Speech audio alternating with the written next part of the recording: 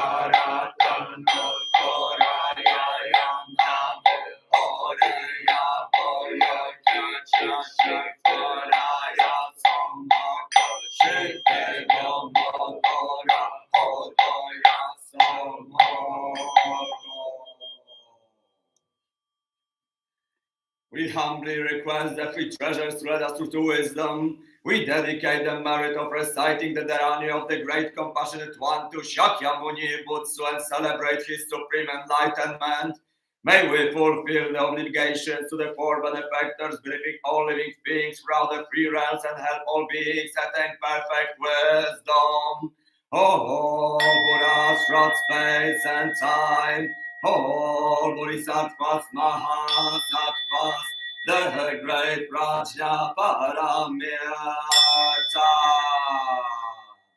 Namo Karatanno Koraya Namo Oraya Orya Keshaforaya Oya Sato Boya Moko Sato Boya Moko Syarikaya and Sahara Aishotam Mokom Shanam Shekiri Kolim Oriya Oryo Kyachashaforari Kobona Monora Kyachakyara Mokohono Shamya Sabo Oto Joshoen Oshoen Sabo Sato Nomo Bogya Mohate Choto Jitoen Oboryo Kiryo Kyachakyara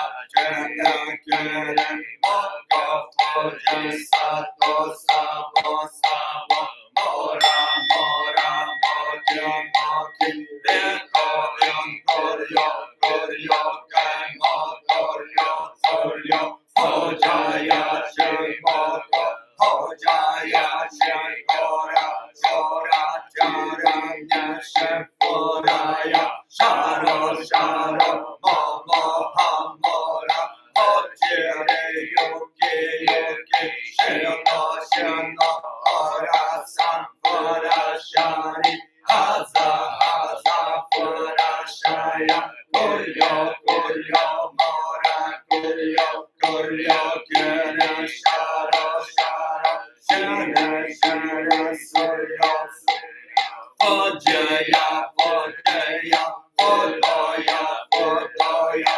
Mishareya Nora Yanjachara Shanya No Hoya Mono Somoko Shidoya Somoko Moko Shidoya Somoko Shidoyukya Shakoraya Somoko Nora Kinji Somoko Nora Nora Somoko Shira Somoko Somoko Somoko Shadoya Somoko Shakira Shadoya Somoko Hodaraya Somoko Mohora Shangaraya Somoko Namo Karatano Toraya Namo Oraya Oryo Kacha Shakoraya Somoko Shite Domodora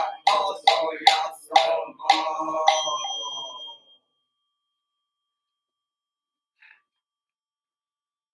Nianki Shinze Fuji Shokan Jorai Funzo Daihi and Monbukai Jinshu Sushi Johin Bunni Ko Honshi Honsu Shikajirai Dai Osho Kaisan Deiji Myoshin Taishitsu Monzenzu Dai Osho Kaka Jojo Zo Ean Jeho Sanchi Eshe Shifo Shisambusa Mokosa Moko Hoja Horome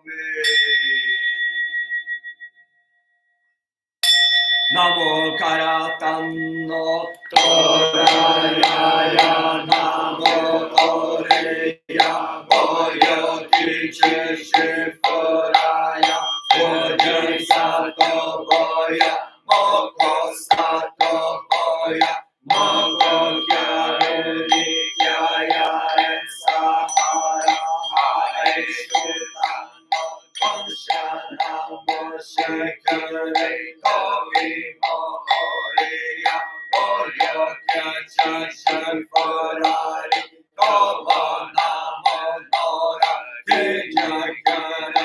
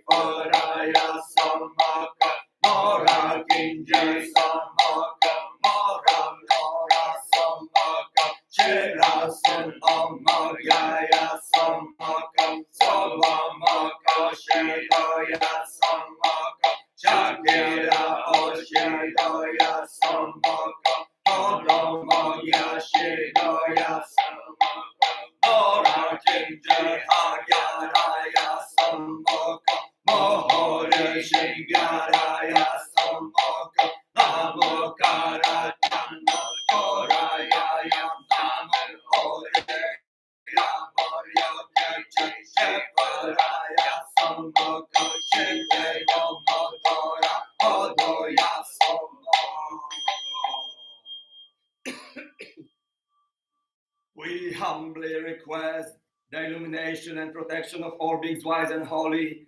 We have gathered together reverently before the spiritual beings of earth and sky and recited the Dharani of the Great Compassionate One. We humbly offer the meritorious gain in praise of all beings great and small who bring peace and protection to this place of practice. May we have harmony in the Sangha, peace both inside and outside, and freedom from all hindrances in the way. And may all beings throughout the Dharma realm equally attain complete and perfect enlightenment. Oh, Buddhas throughout space and time. Oh, Bodhisattvas, Mahasattvas, the great Prajna Paramita. The Dharma incomparably profound and explicit transferred met with heaven in hundreds of thousands of millions of kalpas. We are now permitted to hold it secretary and accept it. May we awaken to the neutral mind of Tathagata.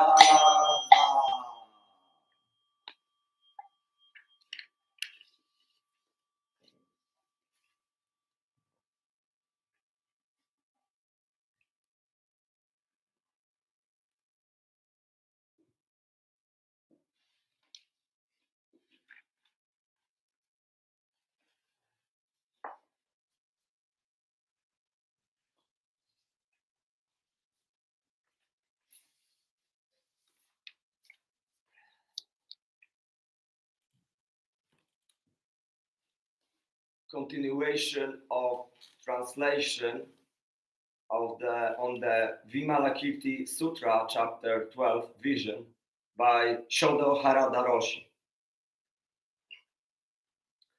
When Daruma Daishi was asked by the Emperor Wu, "What is the ultimate truth?" he answered, "Only emptiness, no holiness."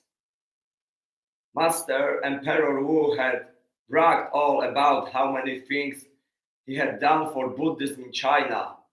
that he had ordained so many monks, translated so many sutras, built so many temples, and he asked Daruma Daishi what would be all the merit he could accrue from having done all of those things. To which Daruma Daishi answered, no merit. Teaching that to have no idea of having done anything so good is the greatest offering. But it doesn't mean to not do anything, but to do what we do empty-mindedly. We cannot grasp after a deeper state of mind because it has no form. Neither can we live attached to desires and attachments.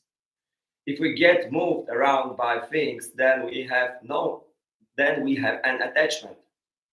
If we are hungry, we have to eat. In the cold weather, we need some clothes, need a place to live, to keep out the extreme weather.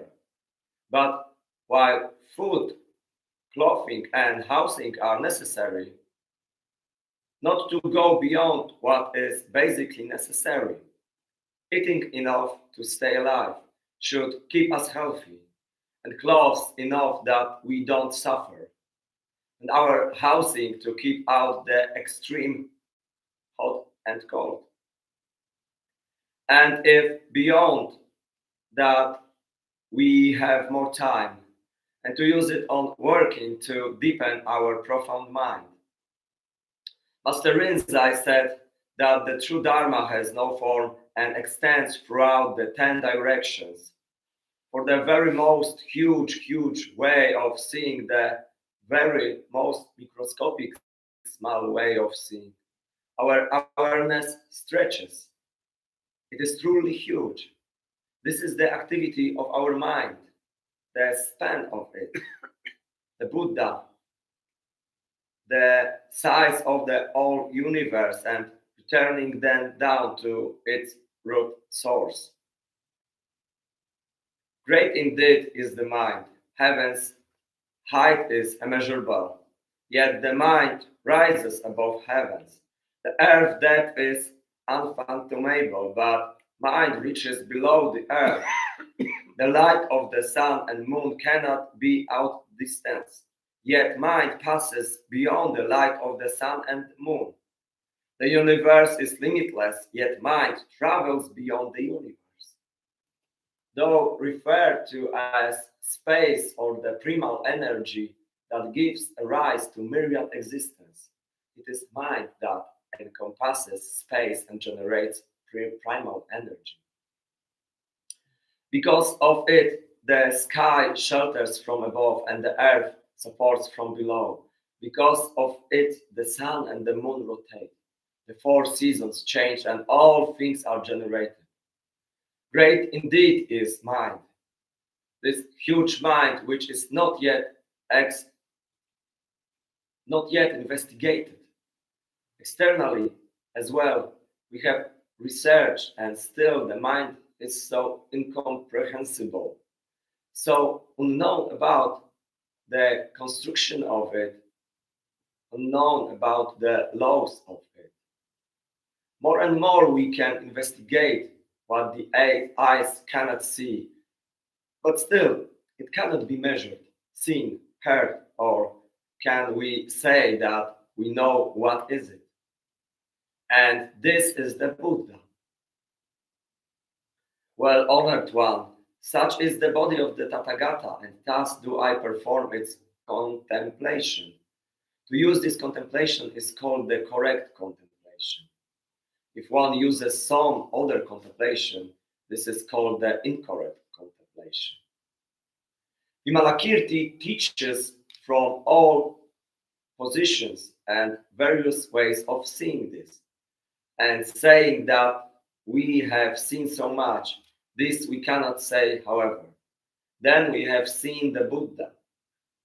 Only by experiencing this can we truly know it. Only by experiencing this. And this is Zen. not the imagination, expansiveness, but the experiencing of it. Our ego view is not formed at birth, but later from data, experiences, memory. At our beginning, there was only cells. We begin to get subjective about those cells. Are you calling me fool? And we start to think of ourselves as a conceptual invention of an ego. And then we think that's who we are. But there is something more important than this. And this is what we all are in common, or else someone mistakes pulling to the switch on the plutonium bomb, which is ever possible. So we ask, what is the Buddha? Our experience and knowledge is important, but if we get attached to that, that is not the point. We have to set that, our personal experience and knowledge aside, and see what is the truth for all people. That which is pure to one, that is a zero.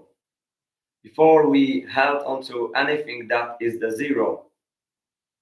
But so what comes? What's the point of understanding zero or mu? But if we can realize that we can see things in a larger picture, and that is our responsibility.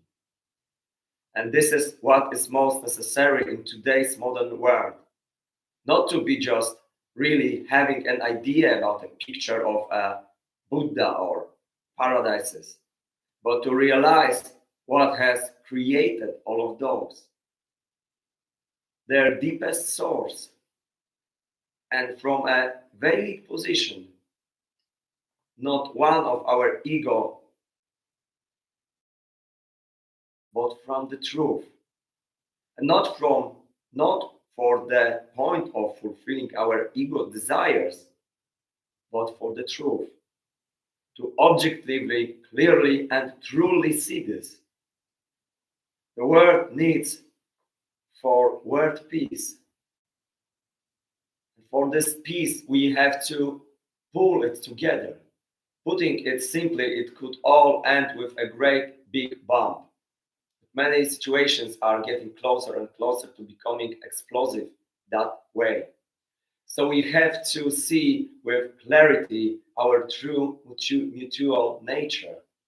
As Master Joshua expressed it as mu, to see the whole entire view, this is mu. Without using a lot of words, we have to receive and allow everything.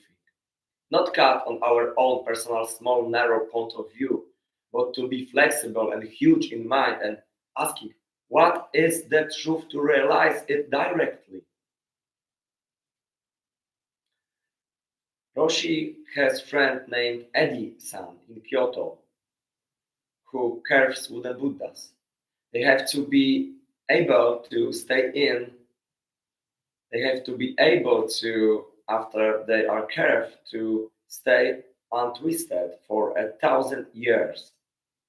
These pieces of wood, he finds a simple piece of wood and looks at it, twists and its irregular places, to see what Buddha is held in there. This is the deep secret of the curve of the wooden Buddha. Not just any tree will do, but one with many twists and turns and irregularities in the wood. If it is attempted to carve this in one chunk, it will break and cracks. So this tall tree is cut into 4 quarters and cut and shaped and then allowed to be as it is to its fullest twisting. It twists as much as it can possibly twist. Twist to its own settled place. Hundreds of pieces of wood are there in his workshop in process. No heating and no cooling. All kinds of trees. And this is very similar to training. How many different kinds of people come extremely egoistic people, people with very little motivation, people who are particularly intuitive, all kinds of people, to see each one's character closely and not being in a hurry, but to slowly allow the twists and curve away. We have to have patience and see very carefully with that great big mind, and this requires perseverance. But if we don't have that, we will not be able to cultivate those which are going to be for the eyes for others, and for us to be able, by this cultivation, to see ourselves. And in this way, to cultivate and with each person's way of being, to be cultivating their potential for working in society. Here we are, some people together. Each person has an important work and position and responsibility in the world, but for each of us to get our view into alignment here, working on it. This is a very important opportunity for what is happening in a world full of only profit and benefit. People to come here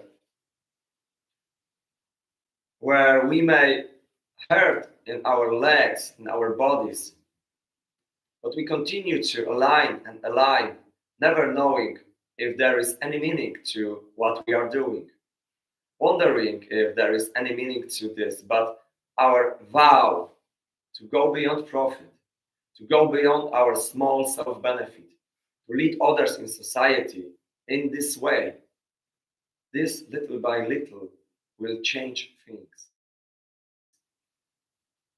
We have to cultivate this true view, which is not lopsided. Our way of seeing life, seeing the world, has to be accurate and true, and not for our own children only, but for all the descendants. And it can't even end there. What will we be leaving for them? To teach this truth of the Buddha. Roshi thinks this must be everybody's vow. Sutra says. Shariputra then asked Vimalakirti, "Where did you die to become born here?" Vimalakirti said, "Are there death and birth in the dharmas as you apprehend? Attain them?" Shariputra said, "There are no death and birth in the dharmas," Vimalakirti said. "If the dharmas are without the characteristics of death and birth, why do you ask, where did you die to become born here? What do you mean? It is as if a magician conjures up a man and a woman. Do they die and become born?" All of the disciples of the Buddha, the great disciples, all of their wisdom together would have been only 1/16 of the wisdom of the great wisdom of Shariputra. And yet in the sutra, he is often turned into the bad guy. Here, he is asking slightly flutteringly, in what world had Vimalakirti lived before? What great world, because his wisdom was so great and it continues. In making this clear, the way it is spoken about how there is no birth and death in the Heart Sutra, and how there is nothing missing and nothing extra, to see that there is no birth, no death, no extra, nothing missing, that wisdom is not something which comes and goes. This given teaching is then held up to Shariputra. Is why doesn't he get it that if this is true, how could Vimalakirti be coming and going from another realm? Again, Shariputra is put down. If you know that, how can you ask me from where I came last life? as if all phenomena are something real. The four seasons changing and their appearances. They appear to be in flux, but from the source, from the true nature, there is no such dynamics as the flux and changing of four seasons. All of that is all description of the world of phenomena. Not to ask of someone where he come from or is going. Shariputra, that only shows the lack of true wisdom and actual deep awakening which you have. If the dharmas are without the characteristics of death and birth, why do you ask, where did you die to become born here? What do you mean? It is as if a magician conjures up a man and woman. Do they die and become born? Shariputra said, they do not die and become born. Malakiti said, but can you not have heard the Buddha explain that the dharmas are like conjured characteristics? So I have, said Shariputra. Malakiti said, if all the dharmas are like conjured characteristics, why do you ask, where did you die to become born here? Shariputra, death is the characteristics of the destruction of false dharmas. And birth is the characteristic of continuity of false dharmas. Although bodhisattvas die, they do not exhaust their roots of goodness. And although they are born, they do not nurture the various evils. When we see a movie, we are only seeing it as real while we watch it. When it is over, we don't think the things in the movie are continuing going and are real and actual somewhere. And this is the same with everything in our environment and with our bodies as well. But instead of seeing this clearly as it is really, we put down that person. We get bothered by this person. We cannot stand having to see another person. Yet, while we know all of its phenomena, we also still have to hold each person and meeting precious and know that it is a rare occasion. Knowing that this is all phenomena at the same thing at the same time, not thinking that each and everything is worthless because it's phenomena, not holding on to attached feelings about this phenomena either, but that would be the same as being attached to things in a movie. In a movie, many scenes happen, but nobody in the movie is really doing. Nobody in the movie is really dying. They just got shot, and this is how it has to be seen. As we have heard in the Diamond Sutra, and as the sixth patriarch has written, thus shall we think of all this fleeting world. A star at dawn, a bubble in a stream, a flash of lightning in a summer cloud, a flickering lamp, a phantom, and a dream. We know this, yet we have human feelings naturally and also want a good future. And so we work and that for the better way of doing all things. But this is how the Buddha said it very clearly. Thus shall we think of all this fleeting world. A star at dawn, a bubble in a stream, a flash of lightning in a summer cloud, a flickering lamp, a phantom, and a dream. We still have to see, even with knowing this, the rarity and preciousness of each and every moment. Rarity and preciousness of each and everything. Rarity and preciousness of each and every person. It is all phenomena, as Vimalakirti is saying to Shariputra. However, this phantasmagorical appearance continues for a while. But there is no such thing going on. It is a bubble and a dream. And in that, there neither is any such serious thing as birth and death. Just a karmic affiliation that lasts for a while, but our emotions are so strong, so we can't see it as only being a phenomenon. Neither should we see as a phenomena which is meaningless, but to not become attached to it. That is wisdom. Life is short, but art lasts a long time. Life is short, but academics last a long time. Even though our life may be brief, art and knowledge that we bring forth and have created stay to be used by and known by others. It is borrowed form only, and yet it is still precious. Like a child who died when he was young, we don't belittle that. We grieve for his potential, even though it is a child who was young and died. We don't just say that anyway, it was a phenomenon, so it doesn't matter. It's not about it being put down that is a phenomenon.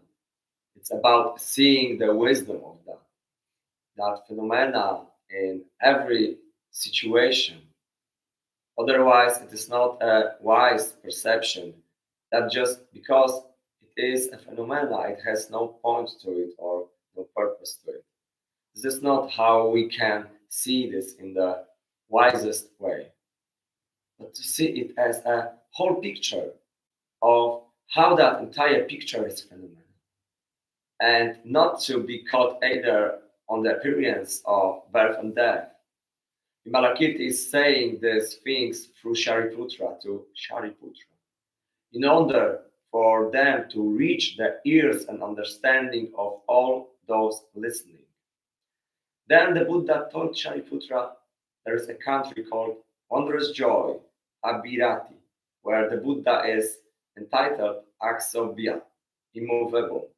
Vimalakirti died in that country prior to being born here. Shariputra said, "This is unprecedented. Word honored one, this person is able to forsake a pure land and come take pleasure in this place of great anger and harm." Malakirti said to Shariputra, "What do you think when the sun's light appears?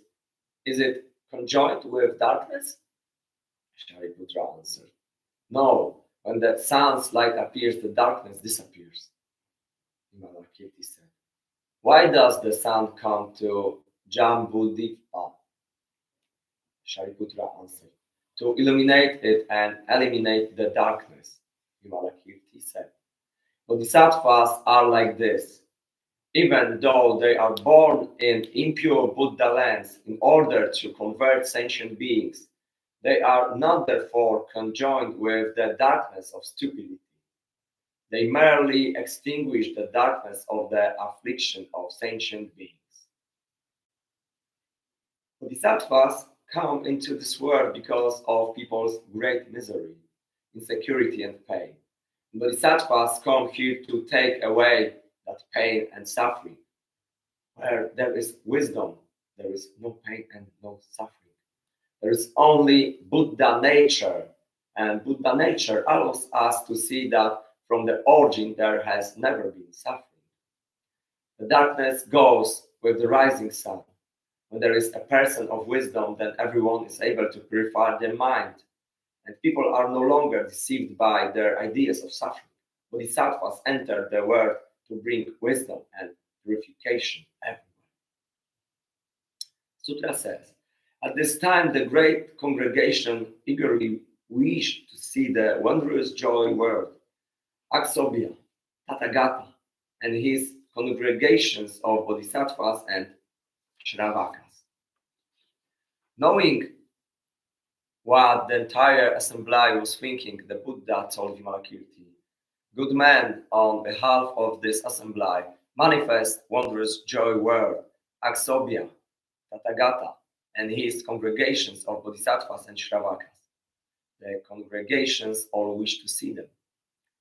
Vimalakirti then thought to himself, "Without getting up from my seat, I should live the wondrous joy world, including its iron ring mountains, streams, rivers, oceans, springs, Mount Sumeru and the other mountains, the sun, moon, and the stars, the places of the gods, dragons, demonic spirits, and Brahma gods, its congregations of bodhisattvas and shravakas, the cities, towns, villages, men and women, adults and children, and even Aksobya Tathagata, with the Bodhi tree and its wondrous lotus flowers, which are able to perform the Buddha's work through the 10 directions. There are there jeweled stairways from Jambudipa to the Tushita heaven, and the gods descend these jeweled stairs. They all worship Aksobya, Tathagata, and listen to this Dharma. The people of Jambu Vipa also climb those stairways, ascending to Tushita to see the gods there. Thinking this, though, Vimalakirti entered Samadhi and manifested the power of luminous transformation. With his right hand, he grasped the wondrous joy word and placed it on this land. Those congregations of bodhisattvas and shravakas in that wondrous joy world, as well as the other gods and humans who had attained luminous penetration, all said, "Oh, word honored one, who is taking us away? Please save us." Sobhya Buddha said, "This is not my doing. This is being done through the luminous power of Vimalakirti." The others who had not attained luminous penetration were unaware of where they were going. Although the wondrous joy word entered this land, it did not expand or contract, and this, the Saha word, was not constricted by, but unchanged from before. At this point, Shakyamuni Buddha told the great congregations, "You may view the wondrous joy word, Aksobya Tathagata, and the ornamentations of the country and the pure practices of the bodhisattvas and purifier of the disciples." They all said, "Yes, we see them." The Buddha said, "Bodhisattvas who wish to attain pure Buddha lands, such as these, should learn the path that has been practiced by Aksobya Tathagata." When this wondrous joy word was manifested, 14 naitas of people in the Saha world generated the intention to achieve Annutara Samek Sambodhi, all wishing to be born in the wondrous joy Buddha land. Shakyamuni Buddha predicted for them, saying, "You will be born in the country."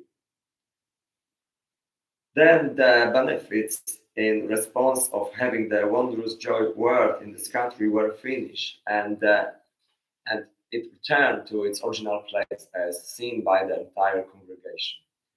The Buddha told Shariputra, "Did you see this wondrous joy word and Aksobya Buddha?" Shariputra said, "Yes, I saw them, word on the ground. I wish that every sentient being could attain a pure land like that of Aksobya Buddha and obtain the power of luminous penetration like Vimalakirti." Then the Buddha said that in accordance with Vimalakirti's miracle powers, those who want to be reborn in this realm will be if they make efforts, since they are all already endowed with bodhisattva mind. If we make a true vow and make genuine efforts, then our vow will clearly be fulfilled in our future. If you want to know a person's past, look at them now. If you want to know a person's future, look at them now. You see their vow in the present moment. Only this moment is what is. This is not found speculating on what happened in the past. This is not found speculating on what happened and will be in the future. If we want to grow a healthy plant with a wonderful flower, we have to nurture strong roots, feed and care for it well, and its blooming will be assured. The Buddha's teaching is not about praying for greatness in future life. Instead, walk firmly on the ground underneath our feet in this very moment.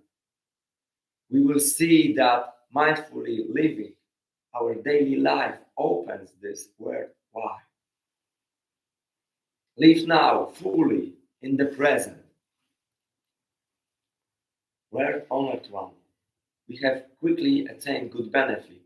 Seeing these people and making offerings directly to them, those sentient beings who hear the sutra, either now,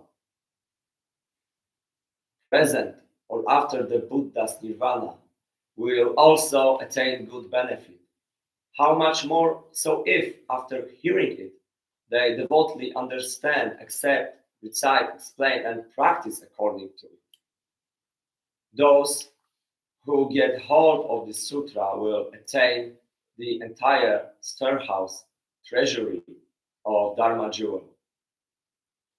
If one reads, recites, explains its meaning, or practices according to its explanation, one will be protected and remembered by the Buddhas. To make offerings to such a person, understand that this is to make offerings to the Buddha.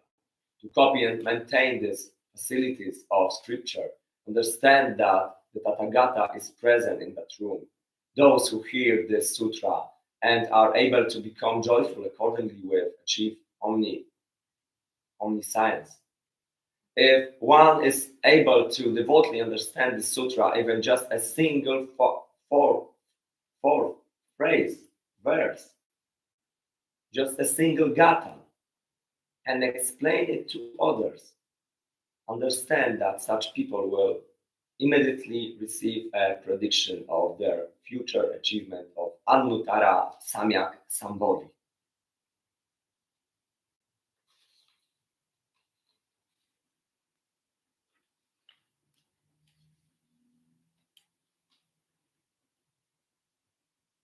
A central issue of this sutra is taught by Vimalakirti when visited on his sick bed and asked what he was going through. He said, "I'm not sick, but I am sick because society is so sick.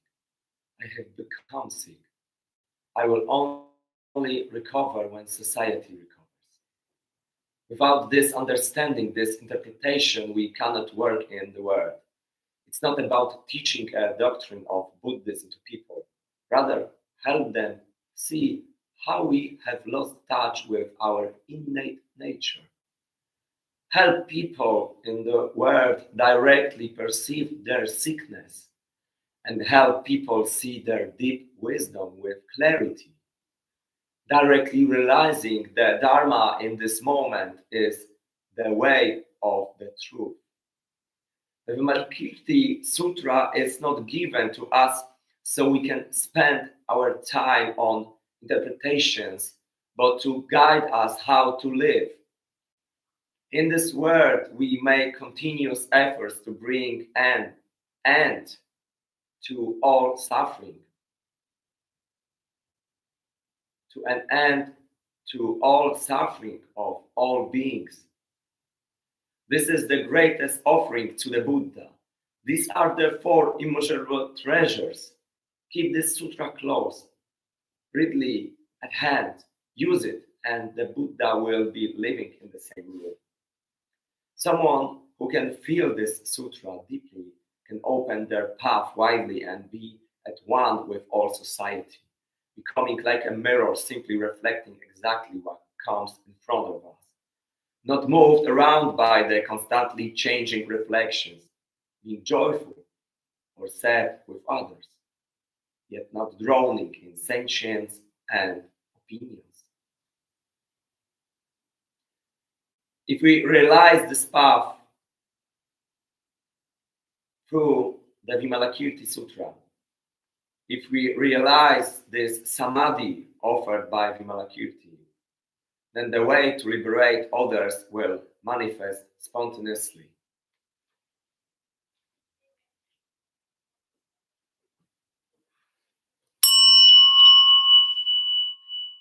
Sentient beings, aha, numberless, I vow to liberate them.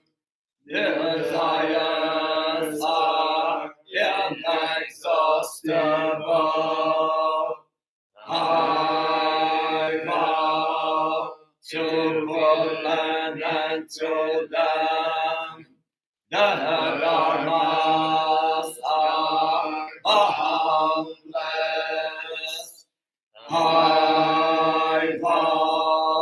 to master them. The Buddha's way is unsurpassable. I love to become it.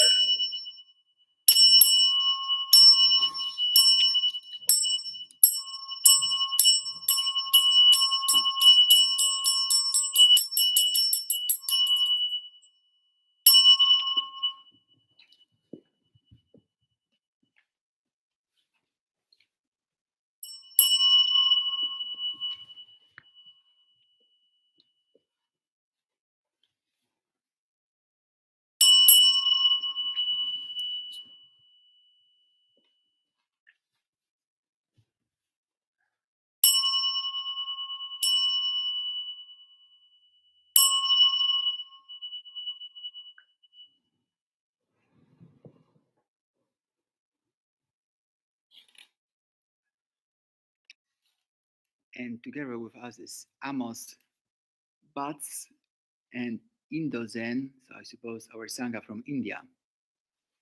And I saw Chisan a moment ago.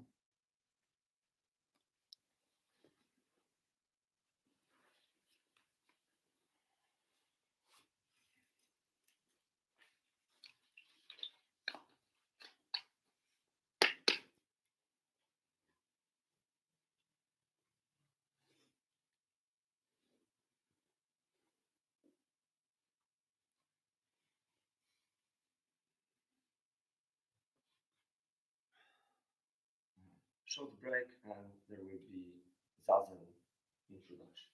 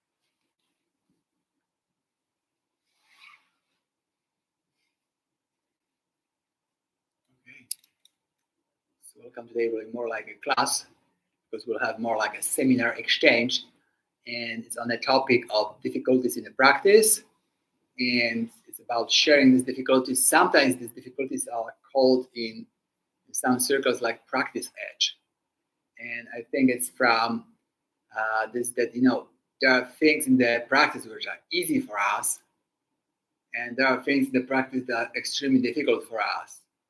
But there are things in the practice which are difficult for us, but we feel like, oh, we have resources to work with that, and it's called practice edge very often. So yeah, I think we can talk about practice edges or also about other difficulties, even more difficult. Yeah, it's just a vocabulary to kind of show where we are with our things. So yeah, we just open the floor, and whoever thinks has to share your difficulties and what you are currently working with. My experience is that there's always something I'm working with. Sometimes I'm not aware what I'm working with. So yeah, I'm sure each of you has a lot of things to say about practice, because practice is just working with difficulties.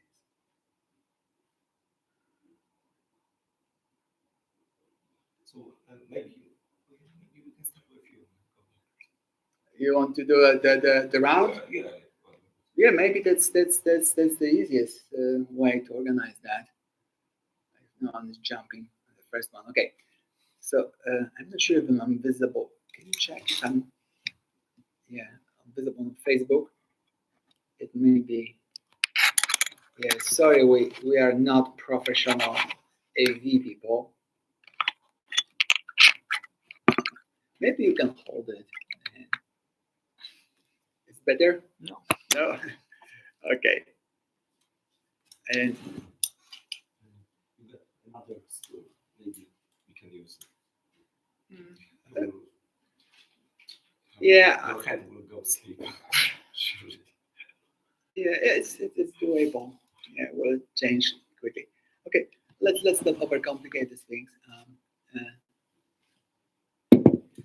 Okay, so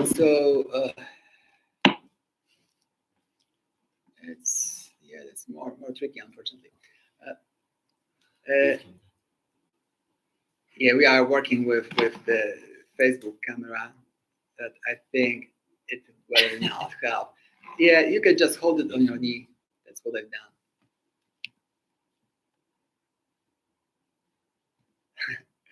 Okay, sorry, all people on Facebook.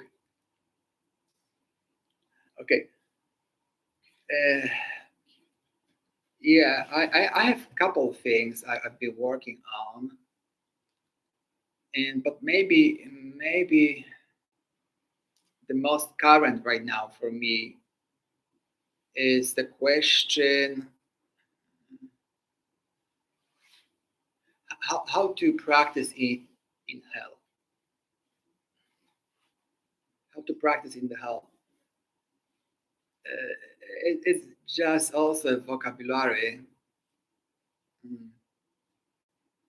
My life situation is that I have a lot of transitions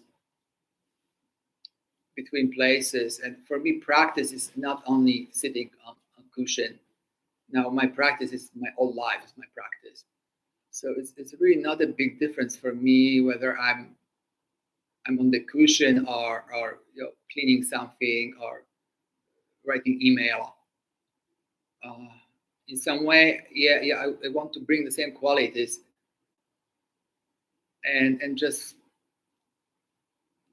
and these transitions are between like being in a monastery and being and coming back and spending some time with my family. that's the edge. And when I'm in the monastery, I'm in heaven realms. It takes about 2 months to kind of process my something cleans, and it's pretty light, nice. I love everyone. I'm very interested in other people's stories. And one phone to my mother, for example, is good enough to be teleported, like this teleportation to this hell. And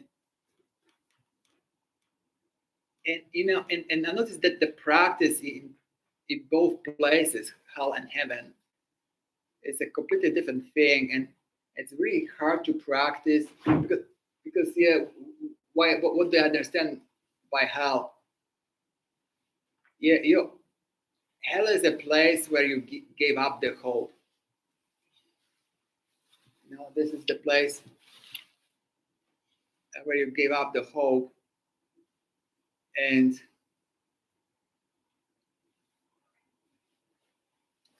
everything seems so hopeless. And this is the place you forgot that you ever were happy. And you even think, you forgot that's even possible.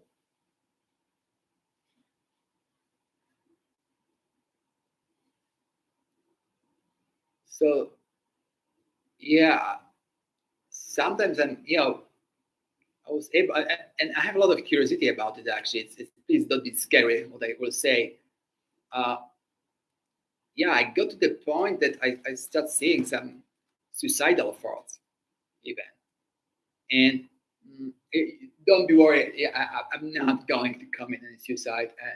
I feel like it's like I kind of know it's just a thought. So I don't. And people who commit suicide, they don't talk about it. So don't have to worry. But I'm curious about this, this situation when suicide comes as a solution, even. Of course, it's very quick for me to shake it off.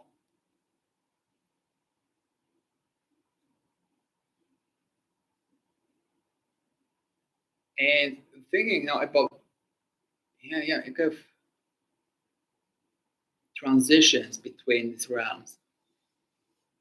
So I see when I don't practice, it's much quicker for me to get there. And practice is something that kind of transports me to other realms, more optimistic and more resources. And I see also value in these transitions because now I see that none is real. Like it doesn't matter hell or heaven. It's like a different movie on the screen, and I can use kind of practice to switch channels. So when I put myself in the container of practice, I'm switching channel to more heavenly realms. When I put myself in the container of family or issues, I'm more switching towards like horror movies. And it's just but also it's something very interesting because it's just a movie. The hell and heaven, it's just a movie. And maybe the freedom is just when it's okay when you are in hell and it's okay when you are in heaven, and you just keep doing the same thing. And you just know it's just a movie. It's just a movie, and you have a freedom to switch channels, and you have the tools to switch channels, and you will watch the movie you want. In some way, it's maybe not at hand. It's not like pressing a button, maybe,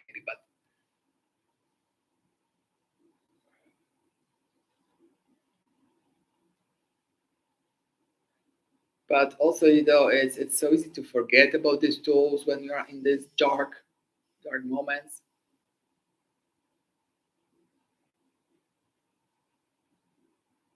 And also notice that I don't want to meet people this time, so I'm kind of isolating from people.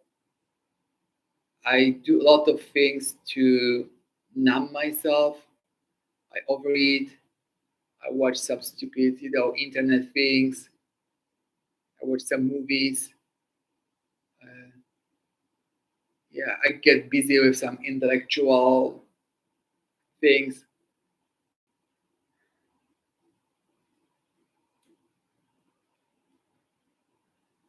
And sometimes, it's even I'll get busy with some intellectual things, and I kind of, well, it's kind of constructive. And in fact, it's just to distance myself from myself. And I'm also a person of thousands of projects, and I always have million things to do, and do something in the garden, clean the house, fix something in the car, and it's always very important. So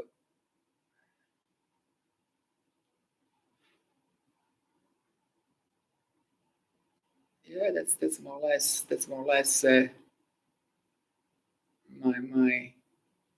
my practice edge. And yeah, I think maybe yeah, it's just fine for me to share it, and I don't expect. But yeah, you want to say something? Yeah, I wanted to ask. So, Yeah. If you already have those kind of tools, you can remind yourself that was helpful to you. Maybe for other practitioners watching, recording this stuff, some people will watch it maybe years after. Who knows? Yeah. And maybe some of us would, maybe not now, but at some point, will remember about this talk. So, what did you find? What do you find helpful? Like those switching channels, what exactly works for you? Not like an explanation, but like what do you do in your mind, or what you do? The first thing that I do, I clean my space. I thoroughly clean my space, where I live. Just make it clean, organized, and when I do it, I feel something is organizing in me, and I stop. So and something is that's holding me, and that reminds me, about monastery. We clean a lot in monasteries, and that brings me this spirit, and also, I'm able to forget a little bit about myself. I'm more in the space, so I'm not selling myself so much.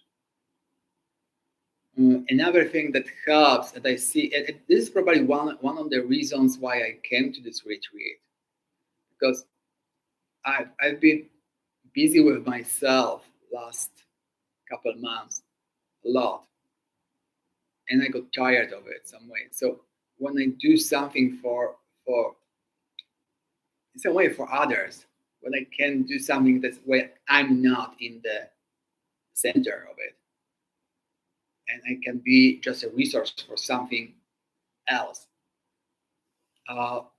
that's relieving. That's the moment actually I feel that, oh, my life is gaining some meaning, that I can be useful, I can be actually productive doing something. My situation with my family are situations where we have some problems, but I'm kept in a situation that I can solve these problems in any way. I come up with different ideas, and it's always turned away that it doesn't work. Uh, so so so it's kind of like, oh, doing that in other spaces helps me. But definitely going somewhere and doing a session that's really like a shower, and that's now I probably need about 2 weeks session to kind of get to some balance. I feel like I'm still busy. However, there's a lot of fresh air right now comparing to a week ago. And just sometimes I call a friend, and just a conversation with someone just having this connection, with someone that someone understands, and it's really important for me to be heard, that someone can hear me and understand, and I feel like I'm not alone with all of this. It's not that no one cares about me, and I'm not alone. That there's some people who can understand, and actually I don't expect anything more. It's this a lot. And that's probably the most limited resource we have on this planet right now.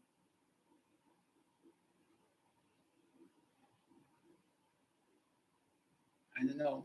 Are there any questions to this or remarks? Yeah, we can. Yeah. You wanted to say something? Yeah, I can relate to what you're saying, and I think almost any person can relate because everyone has at least waves of. I kind of feel what you mean by those words because you're saying how to practice in hell, and my solution for this, I don't see it as help, but like it's with this stress, like under pressure. Sometimes, the most times, it's your pressure. You make the pressure. Yeah. So it's most times it's not real. When there's like air raid alert, yeah, that's real. But most of the times, it's in my experience, you're alone in your room, and you feel this isolation, and you want more isolation. Like you have wanted a safe space, and this safe space isolates you, and you feel more like in danger and more, and it's like a loop. Yeah. It like a Yeah. Loop circle. Yeah. circle, Vicious cycle. yeah, this cycle, and it's a little trap. But my solution, and I had this also even before the war. Actually, this happened when the situation is okay, because when there's a bad situation, your problem-solving mind, that you also told about many problems. Your problem-solving mind, he is useful. It's what it was trained for. It's like it cuts through this problem, so you feel good because you could solve the problems of house being dirty, car being broken, all these things. It feels good when you finish them. They kind of pile up, and then you clean them, and Yeah. now I can love myself. Yeah. Capable to do something. Yeah. It's the same for me. I can really feel what you mean by that. And the times that you say 2 weeks, that's exactly the time that I need to, renew this from this some like a period. I call this things period for me. It's like 2 weeks. Like you have a good time, then you have a bad time, and then again these waves. That's why I came to meditation. I wanted to flatten these waves. Like, don't go down, don't go up. I also have many friends who are artists, and artists tend to have this totally random life, and it reflects in the mind with time. They have something like bipolar or this. You know this stuff. It's I'm sure you know this better. But my solution, like, and it was more like intuitive, that I saw that if I, like, with the simplest things like brushing teeth, drinking, these rituals, small simple rituals that are like for free almost. Everybody could afford a toothbrush. So whatever the situation, if the missile comes, I go and I brush my teeth on time, and this helps me to hold on Uh-huh. to. Yeah. And to this one, like at first for me it was brushing teeth. It was like 2011 when I found this for myself, and then I could stick another thing to it. Drink a glass of water. It's another ritual. It's a good thing. So uh, then shower, bathroom. There is a schedule, and this problem solving mind. He has something. He has this something to hook to. Uh-huh. Yeah. And there's a problem. You didn't shower 3 days already, so it's time. So, And then he puts a like this check mark. Yeah. the check mark and mission completed and lost respect. Plastic respect. And you and on that, I think there's some hormones in the head, and on that you can like with these small steps you could like step out from the bottom of the hell and then deal with something like that. Then there's this learned helplessness from childhood. Also, the family, when I speak to mother or father, they have their issues, and it kind of picks up all these traumas from childhood, which everybody also has, because we were helpless at that time, and this sense of hopelessness talking to the mother when you're adult, because she saw you like not knowing how to open a bottle or falling stupidly into the trash can, like something like that. Everybody has this stuff. So my solution, like make even those. Sometimes when you're feeling really depressed, there's some stress, somebody died. You you won't practice this in full 14 minutes for me or not. But this from the heavenly realm stuff that you have to have resources for that. 14 minutes is a lot. And if you're on the train or something like that, you can brush your teeth, you can drink water, and all these things they add up. And for me, this is what works for me. So I think it's. Thank you. Yeah. It reminds me that also exercising helps a lot. Doing exercises, being in the body, that helps a lot. That helps to build up the energy, because very often I just want to stay in the bed and then go out. Yeah, and I have to build up energy somehow. Okay, let's move maybe to Kurt. Yeah, practice edges for me right now. There's a couple that I find helpful. I mean, as edges that help remind me to return to my practice. One is kind of the reason why I'm here in Kyiv, which is the thought or the feeling that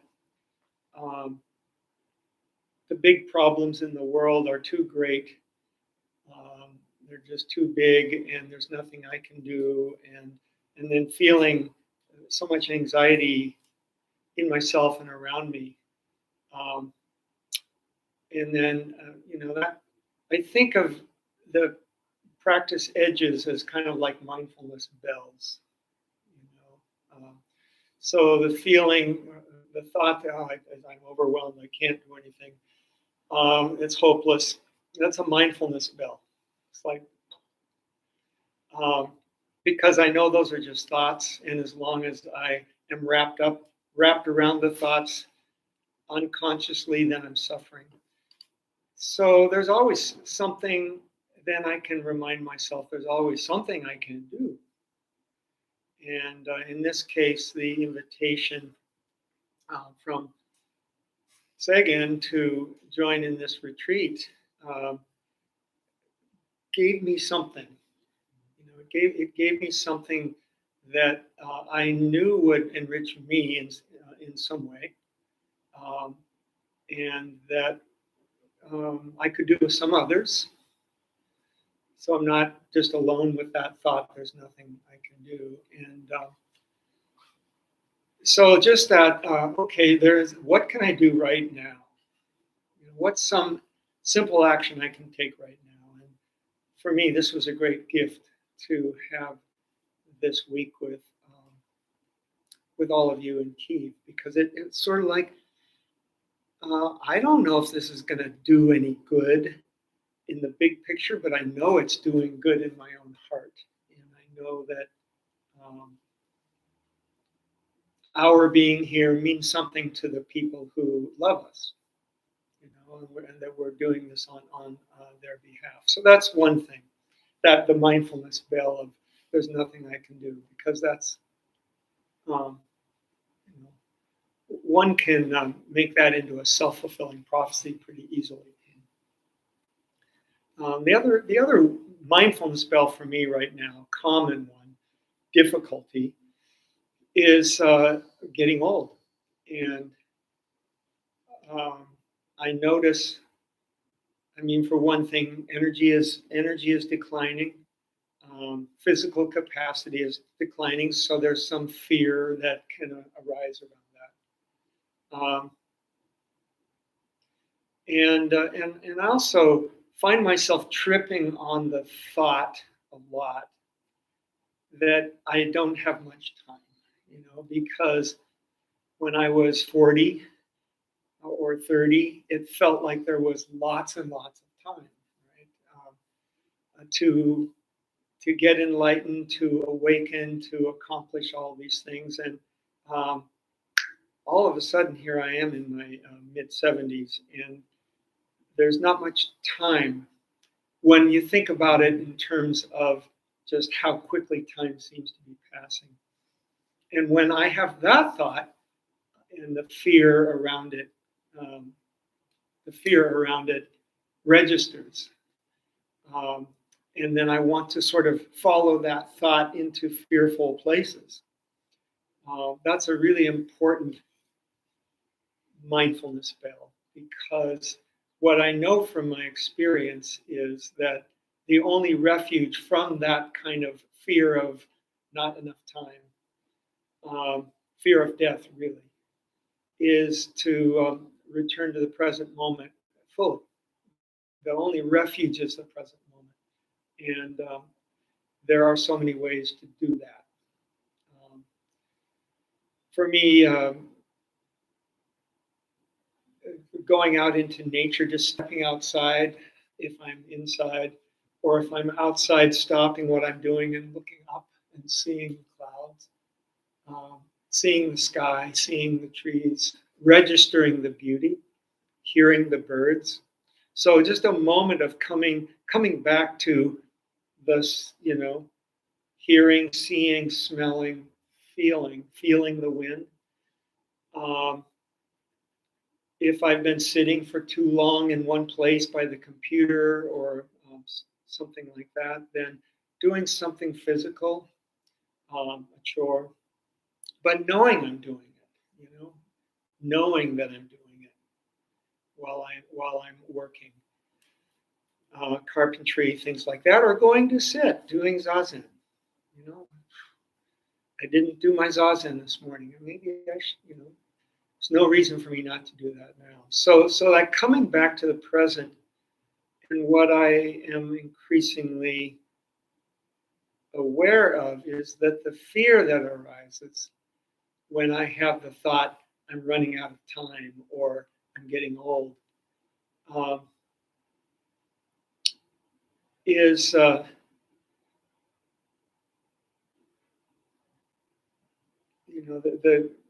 is that fear disappears the moment I sort of arrive back into stillness, arrive back into what's happening right now. So a beautiful sort of, instead of being a problem, it's a beautiful invitation to just come back. And then in that moment, the fear often will dissolve, because the fear is always connected to my ego, the ego's fear of losing itself. And I just see that more clearly the older I get. You said that your practice, you are practicing getting older, getting old. And but with the age is also experience. So what would be your advice to people in middle age?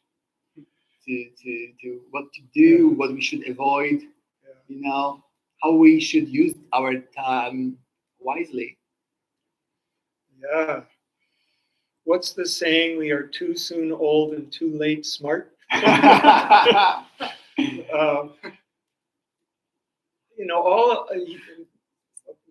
Several of you here are, I would consider, very young. And here you are. So I think that earlier we sort of realized that our time here is fleeting, and I think the Dharma, the teachings remind us pretty regularly that it's fleeting. And if we think we have lots of time, that's a figment of our own imagination. So just the earlier, the younger we start recognizing that the only time we have is now, the better, right? And it's a lifelong practice. And for whatever reason, it seems that it's for our older age, our old age. That's a time when we can actually relax into the fact that we only have this moment, because I just see that's really all I have. There, what's behind me is way bigger than what's in front of me if I look at it as a time continuum. So seize the moment, seize the day. Plus, I have the advantage of being retired now. And I think that when we're in our working lives, as you said, it's so easy to be just so caught up. And I will practice after I've done this, and this, and this. And we never get through the list, right? So letting that be a mindfulness spell also. We always have time. We only have time. But we have to find ways to remind ourselves. Brushing your teeth. Nothing is outside of the arena of that kind of practice. Right? Anything that brings us back is a good thing. The smallest thing. And the rituals of our Zazen help with that as well. Thank you. Any resonation with this? Question maybe?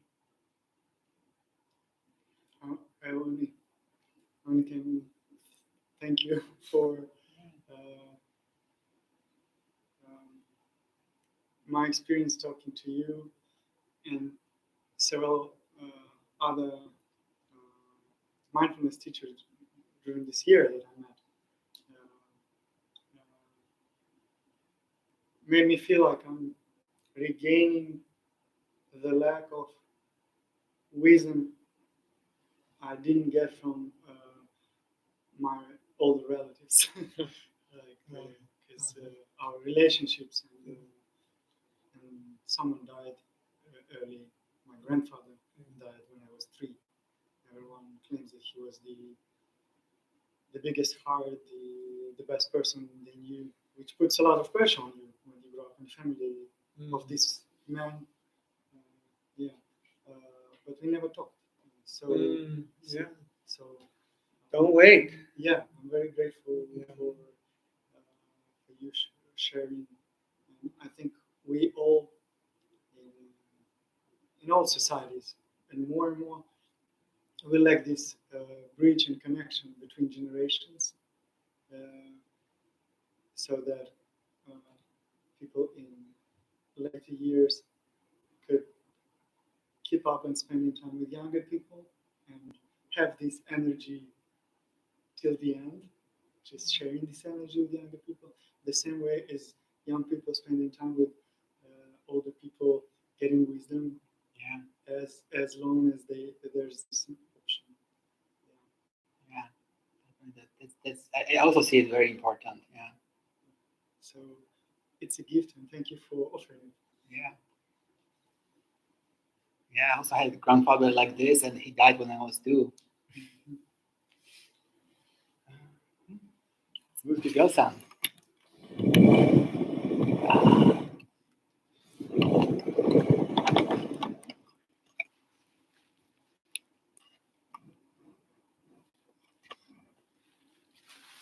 Tell you a very simple solution to the problem and difficulty of counting your breath.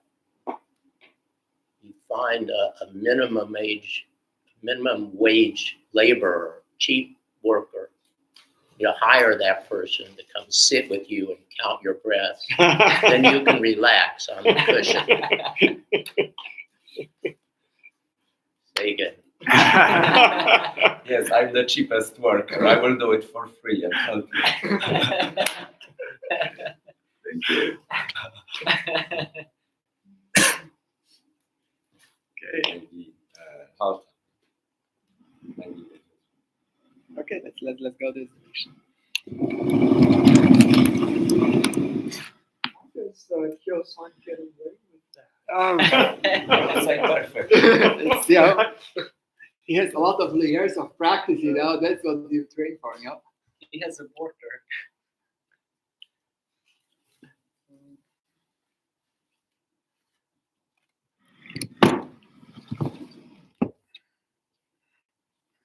It's a very unusual experience to have a retreat and Dharma talks and this kind of therapy session and a family talk at the same time while streaming.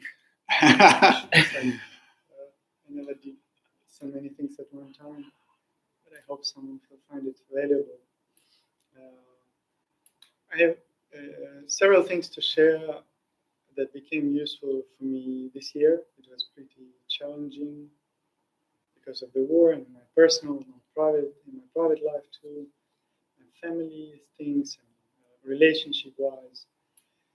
So there's something like big thing and small things that help me in the practice, like counting the breath, something like.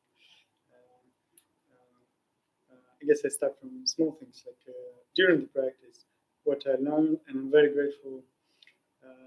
First of all, I want to say that what I find unique and wonderful about this umbrella that is called now mindfulness, that it's very democratic and very welcoming for different people to contribute.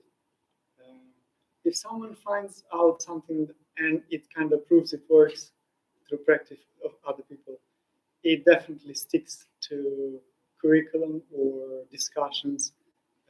When we say mindfulness / MBSR, the part of MBSR curriculum now is pretty different from what it was 35 years ago. There's the core, there's the main thing that never changes. But if there's little we call pocket practice, there's a formal sitting and there's something informal pocket practice. That's something you can do when you go on with your life and daily routine, and also wordings. Some I like how people are creative with acronyms that can remind you of a little algorithm of things to do, or quotes you take from here and there, not limited by any teaching school or psychotherapy school. So yeah, things that I was practicing for myself and also teaching people who are studying with me. work of American psychologist Professor Dan Siegel. I don't know if you're familiar with his work. He used to be a pretty academic and a fully academic psychologist, and now he's like 100% mindfulness person. And sometimes even his talks sound a little bit too much for me, like too spiritual. I guess people from academia might not necessarily understand everything he's speaking. But he's very famous for his work on emotions and dealing with difficult emotions. And he started a lot of different programs and come up with the simple umbrella that is called Name It to Tame It. And it's so smart and creative and so easy to remember. So this is very, it can be deeper practice, but also it can be very simple. Like you make a stop, as Kurt told us yesterday, that stopping, like mindful bow, that's something that makes you bring attention, is very important in practicing mindfulness and in Zen as well, as I understand. So you make a stop and you ask yourself, what exactly am I experiencing right now? Like, what is this emotion? And what is this state of mind? And you need to come up with the name, like and with time you grow this vocabulary, and you learn not only, it's not thinking, analyzing technique, it's mindfulness technique, but you need both. You need a name. You can learn psychological terms, so you can learn from how we use, everyone use those terms, and you pay attention where it feels in the body. What are you experiencing exactly? What is factual experience? What is raw experience? And you connect it to the name, and with time, it becomes like your library of those states of minds, emotions, because every time you come up with the name, you connect with the sensations, maybe thoughts as well. And with time, no matter from which side it will kick in, could kick in through sensation, could come with thought, could come up with a longer period of mood, you become more familiar with that. And you know that this sensation, these type of thoughts could be already somewhere here. And we also use this, I don't know if it was when you were teaching, like the triangle. And it's physically, I tell new students to draw a triangle on your hand. Emotions, thoughts, sensations. Make a stop and check with those. Just go emotions, sensations.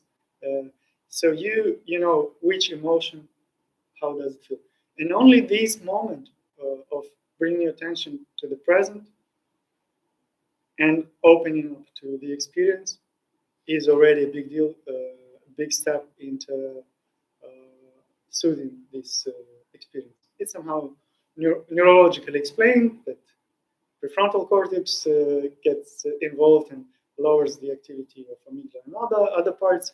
I'm not a neuroscientist to explain this, but it works, and it works. And other technique is by Tara Brach with the acronym RAIN, which is very easy to remember. R comes for recognize.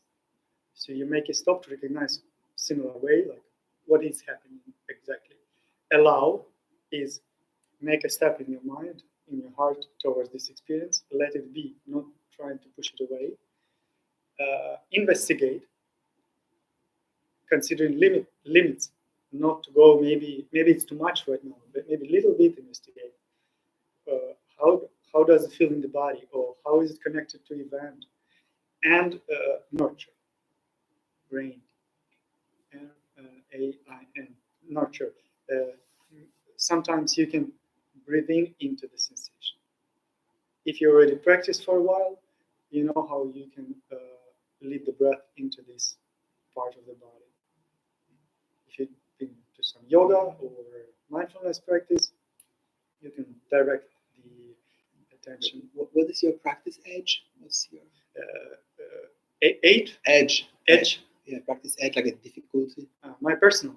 Yeah. Oh, multiple. Like inside the practice, my mind would wander almost every several seconds, and I have to bring it back. I don't know. I never was diagnosed for ADHD or something, but I learned how to be with that. Like monkey mind that is already.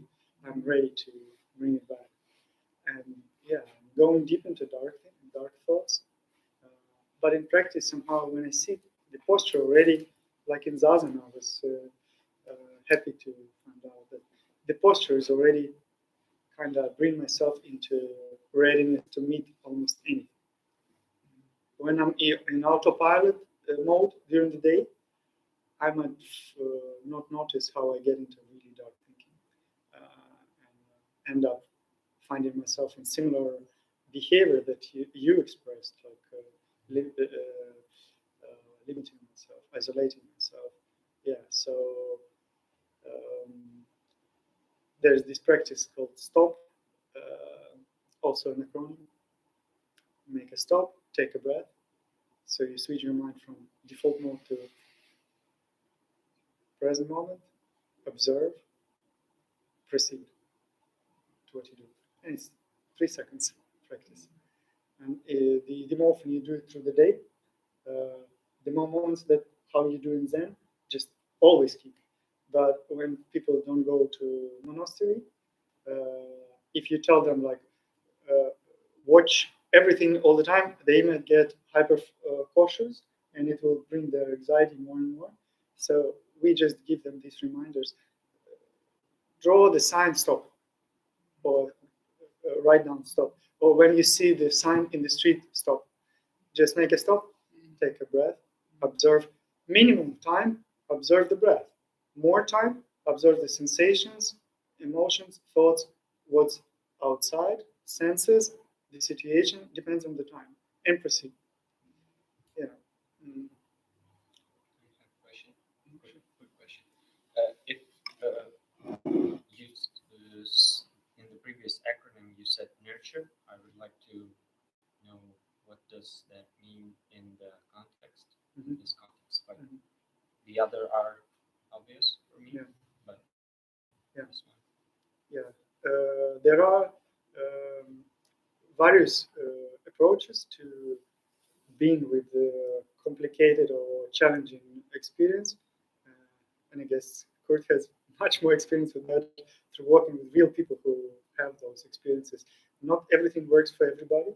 So what works for me is the simple technique of directing my breath into this, and also recognizing, bring my attention to what's there, to finding out that I'm avoiding, and make a little step. Like in Buddhism, probably it's called befriending. At least I heard this. I don't know who said that. Befriending your emotion or befriending your sensation. Like I tell myself, can I open up to this? Can I?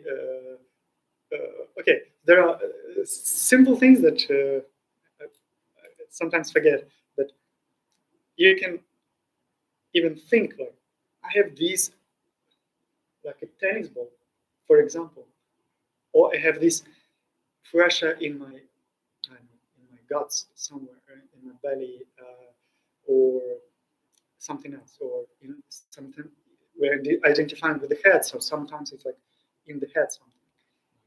Yeah, yeah. So you can play with your mind the way that you ask, like, if that would be a child in pain, this point, what would you do? So you would go and maybe hold it, maybe I don't know the word for that, like in a cradle. Yeah, rock. Yeah, and maybe caress it, but in your mind, like in your forward in this intention. And there's a little practice I learned from David Trelevan, who works with mindfulness with trauma. I invite you to do it. It's very simple. It's like 2 seconds. Hold one fist. Choose which of the hands you might identify with yourself more. It doesn't necessarily that you're right-handed or left-handed, but which you feel now is more you. Okay, so for me, it's a left fist. So I bring attention to what's difficult in me, what I'm now experiencing, and I bring it here. Like, does it want to be like really tight? So it's somewhere here. I can also close my eyes, and then this hand is like a teacher, supporter, or caregiver, and I gently put it under the fist, and I kind of hold it like a child, and kind of caress it, and let myself feel what happens. Just be with the sensations in the fist, in the body.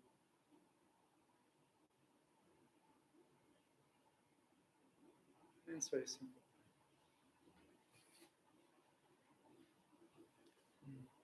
Yeah, and I love it. yeah. And it's very easy to teach a kid, a child, to do this. Yeah. What's the answer? Was it? Yeah, it's an open answer. And I guess it's for explorations. What is more broad that I use for myself is something that I heard and explored for some years.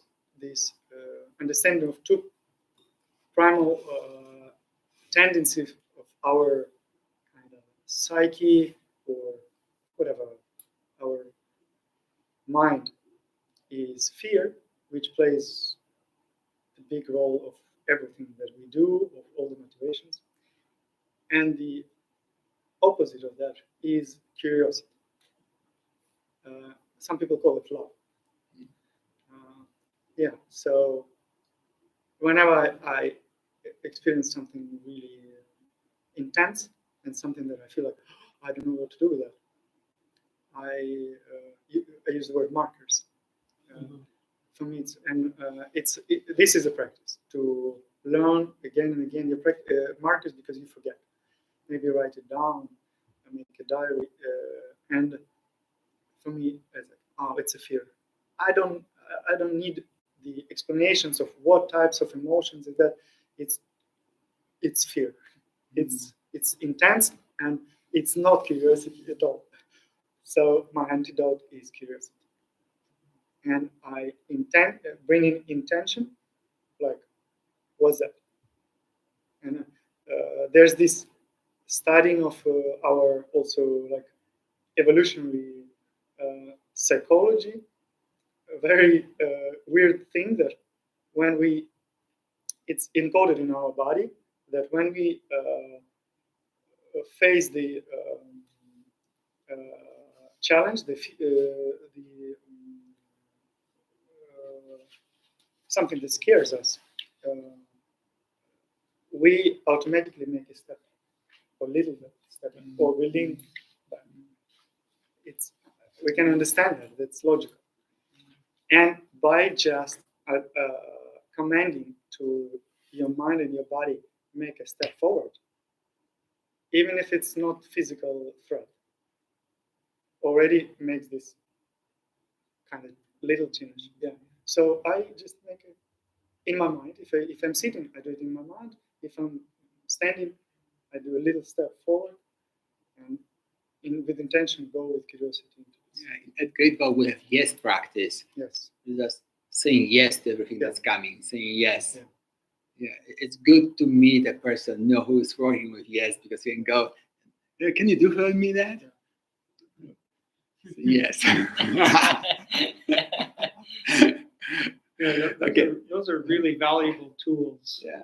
From MBSR and the mindfulness frame of practice. But thank you. Good reminders for me as well. The simplicity of the acronym STOP and RAID. We can do it also on the MBSR Yeah. in the half of an hour. Yeah. like playing role, that people just could see it. How to, Just separated like 5 or 6 good exercises. I would call it exercises, mindfulness exercises that could help people in the situation that they are now. Okay, maybe let's move on because we are running out of the time, and we see that Vasily has a long list of things. It's not for. It's for me. This For your notes, okay. not for sharing for now. maybe second. It's like it's in Basilian language. You have to transcribe it. It's just notes for what to make better. And like when you tell something, and I could use this over there. So that's, It's okay. And what will you tell us about your practice edges, difficulties, working with difficulties? yeah, I think about stress we started talking, and there's not much, but some of these practical things that maybe it's just my experience. Maybe I'm not right. This just works for me. Maybe with time I will change and find something more like something that works better. That's why I'm here to find maybe something works better compare. And about stress and about these practice edges, I was practicing that I could tell a little story. It could be better to digest. So I was practicing like 6 months, all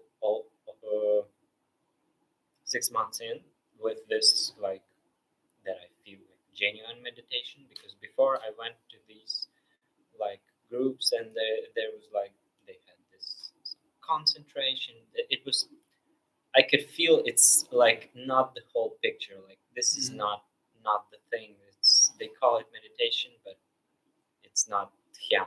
Like it's something from McDonald's. It's like half made.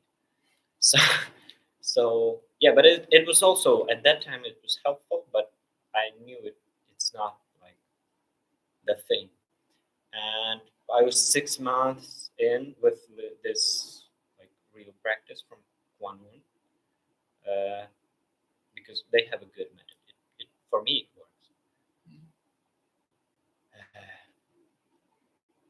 And I can see that I could go on and on like for at least 7 years, and I still could benefit from this.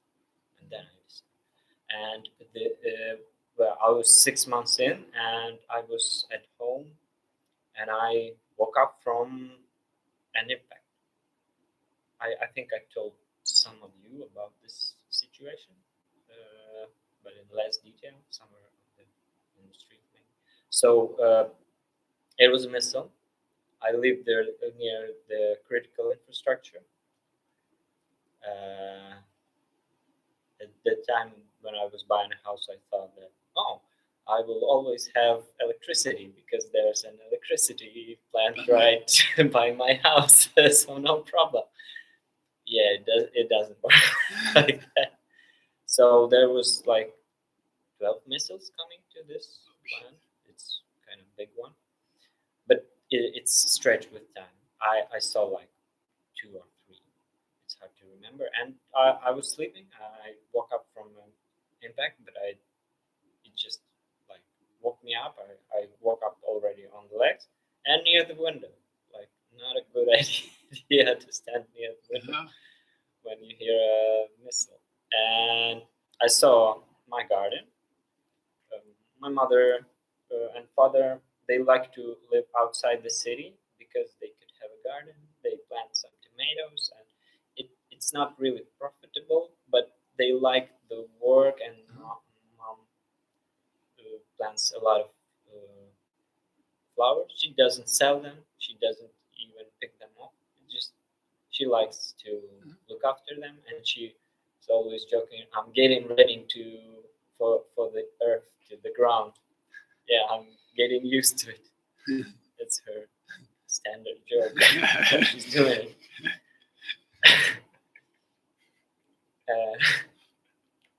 You may recognize this from TDF's mayor. Sometimes it's hard for him to get the right word, and sometimes memes occur from what he was talking, and he was saying the boxer champion. he was saying please yeah he was it's a long time ago. He was saying he wanted to say it's time to prepare for the winter, but he said it's time to prepare to go to the ground, like and it's like a play of words, so everyone catch it up. It's like a meme repeating all of it. And yeah, I see my mother. Zima, Zimla. Zima, similar words. Yeah. And I see my mother working in the garden, and I see this like column of smoke, black smoke from where the plant is, obviously. And right after the impact, this smoke, it's sharp. It's not like this round clouds of smoke. It's sharp, like a house, like at least 9 stories high, and it's a little bit shiny. And at that moment, of course, those stress hormones and I think adrenaline, and it's like slow mo. It's like a 1.5 hour of this just period of seeing my mother, and it was like half a second, and then another missile came, and I saw it like it would fly near the ground like 7 meters, then fly up like a cobra, and then go down on full speed. And that was another blow, and I saw the trees move, and I had this little this little house Like a kiosk for tools. separate from the house. Woodshed. Yeah, and it's in that general direction to the plant because that's a more industrial area. So we put all in that part of our part of land. So I see this missile coming there, and this trees moving, like everything vibrating, the window shifting, like it's made out of rubber, and the walls also shifting, and like a little earthquake. And it's like it's total derealization. It's not even a dream. It's super unreal, like you're watching a very low resolution, something very distant, painted by a very bad painter. So, and the vision becomes very tunneled. So at that point, if you could practice, I think that you would be enlightened, because I think these hormones, they induce that you have to solve this right now because it's a deadly situation, because the window could shatter, something can happen to the mother, this shrapnel could fly. Like you're not prepared, even if you know about it. If you read rationalizations, they won't work at that. You don't have time for that. It's just like super basic stuff, just super basic.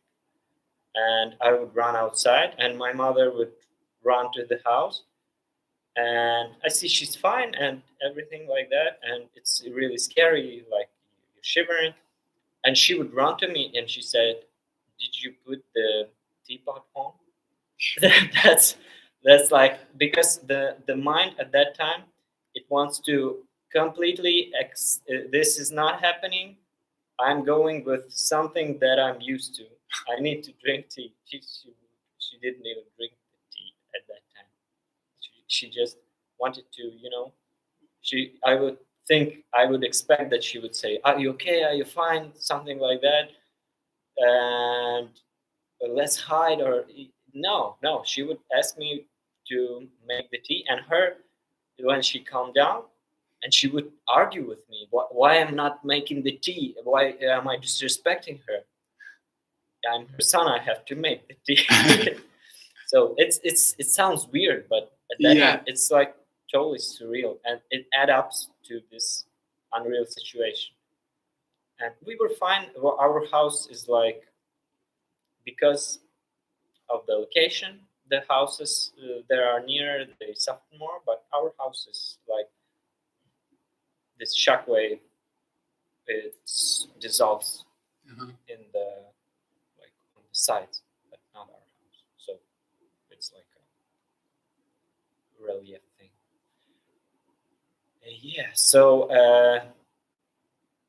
this tunnel vision, I think it would be a good idea to train if we sit and we look at. Sometimes this tunnel vision occurs to me even if I sit, because there's a point and you like drill it all the time with your eyes, it becomes also patterns start to appear. I think you know this. But I'm curious of something else when you're Yeah. talking about this situation, because you don't look like someone who is afraid. Yeah, that's what the next thing, because after this derealization, it's a shock. I think it's some kind of physical response to something unusual and scary, like it's a boom. It's you get jump scare. You can't. Actually, it's a normal response. So if it burns, you take the hand off, and if it blows, you run away. So yeah, it's like, but if you not to stay in that thing too long, because it takes up a lot of energy, I guess. For this like slow-mo vision, you must take all the operative of the brain, so not to exhaust this. And after that comes this feeling of being scared, like you have to do something, like at least something. Someone would, yeah, like Tea. maybe tea, but just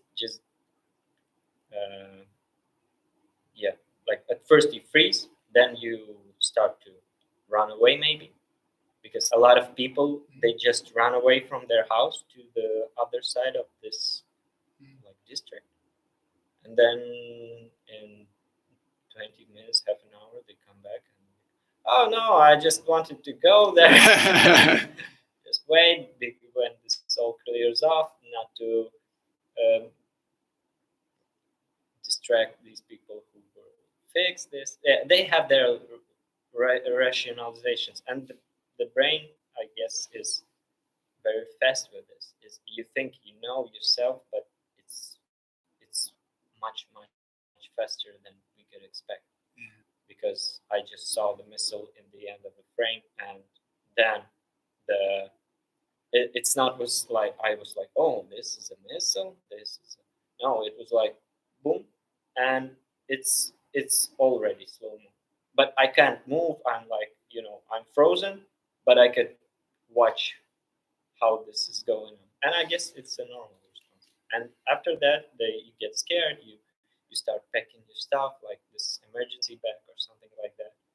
It's also must be a normal response. These war situations like exploding missiles, is this something you get used to? Yeah, you Does get it become used? Yeah, it's like normal. You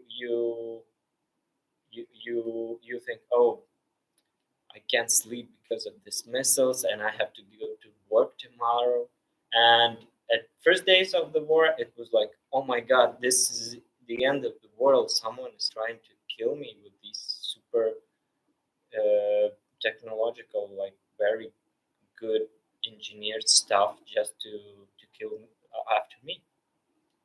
And but then again, you get used to it, and you're like, okay, when I go to work by bicycle, I have to make this turn and this turn to avoid the area where the recently the missile fall. It's there are like strategical things there, but I think the Ukrainian government moved them from there because it's an obvious target. So I don't think they get something from strategical value in that place, because it's all moved to another place more safe.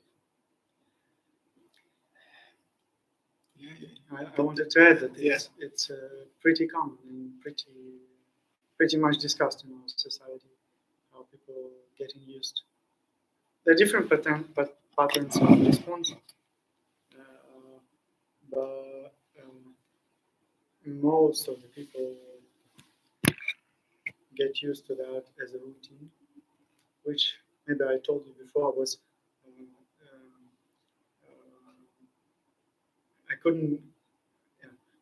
I couldn't get it in Israeli when I was there in 2011, I guess, how they live their life, common ordinary life, when they have from time to time, and they had much less of shellings than we have, and their air defense is much more sophisticated, and now we kind of live this way. And the months before you came, we had a month of Kyiv, especially. It was almost 24 days in a row shellings, and it's usually at night, and sleep deprivation for the whole city, like several million people, and people were sharing online like, I don't do it. Yeah, I'm going to sleep.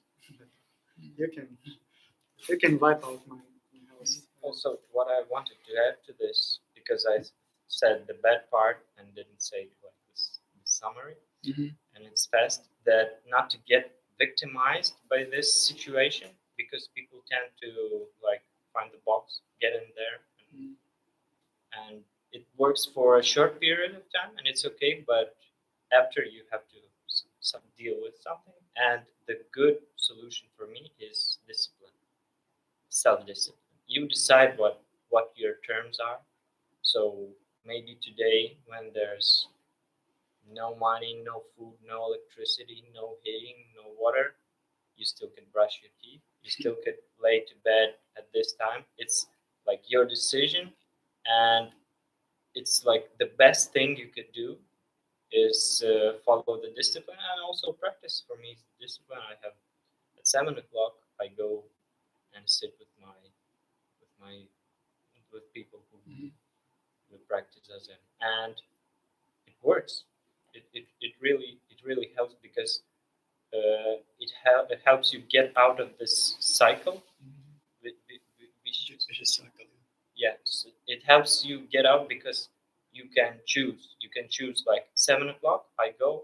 It's my thing. It's not from somewhere outside, and it helps get out from this learned helplessness that gets you into this childlike state that you want to lay on the bed and just be helpless. Okay, thank you. Let's move quickly to Segen.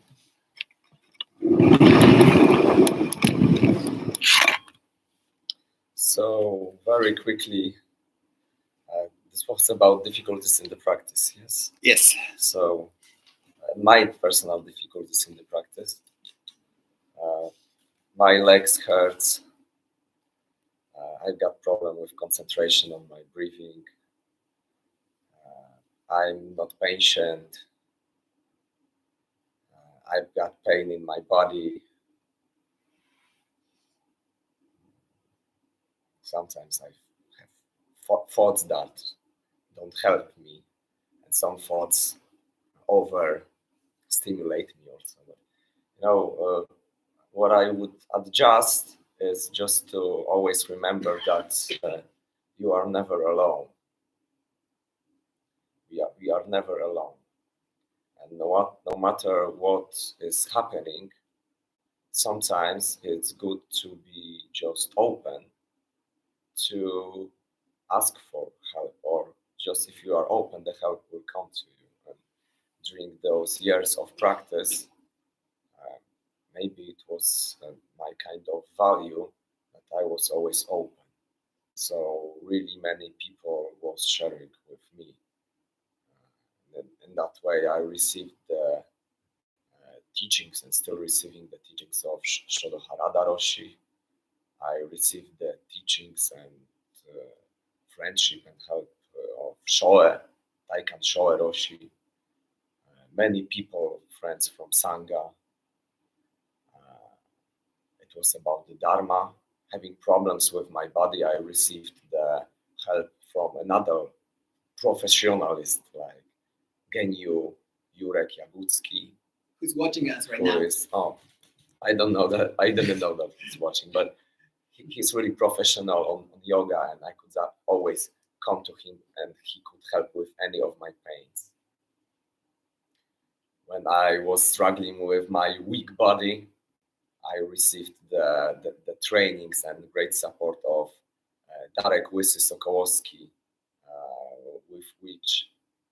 with whom I was climbing for many years, with breathing problems, and all the exercises that I'm showing you are really the exercises from Agnieszka Kalska, who is my trainer and whom I directed and trust to help me. And I entrusted all those teachers more than my private thoughts and more than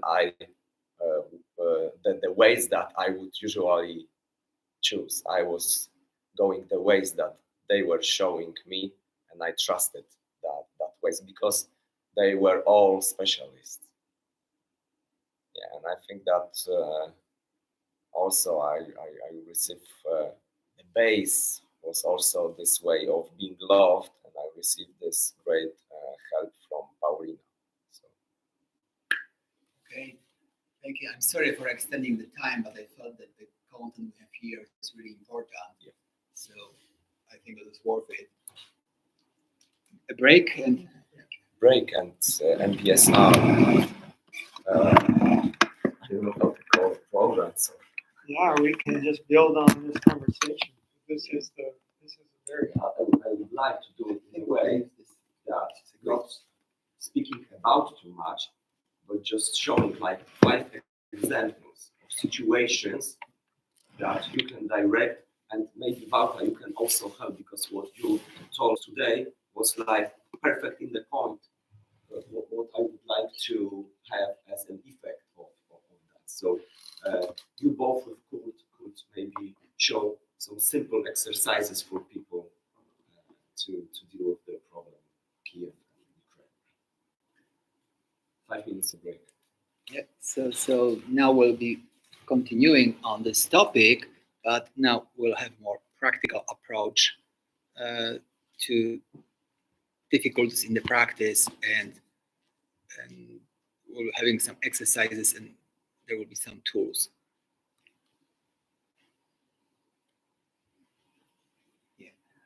We'll be back in 5 minutes.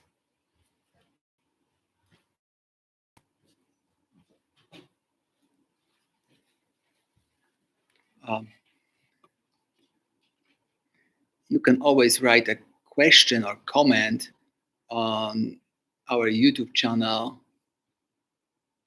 or Facebook.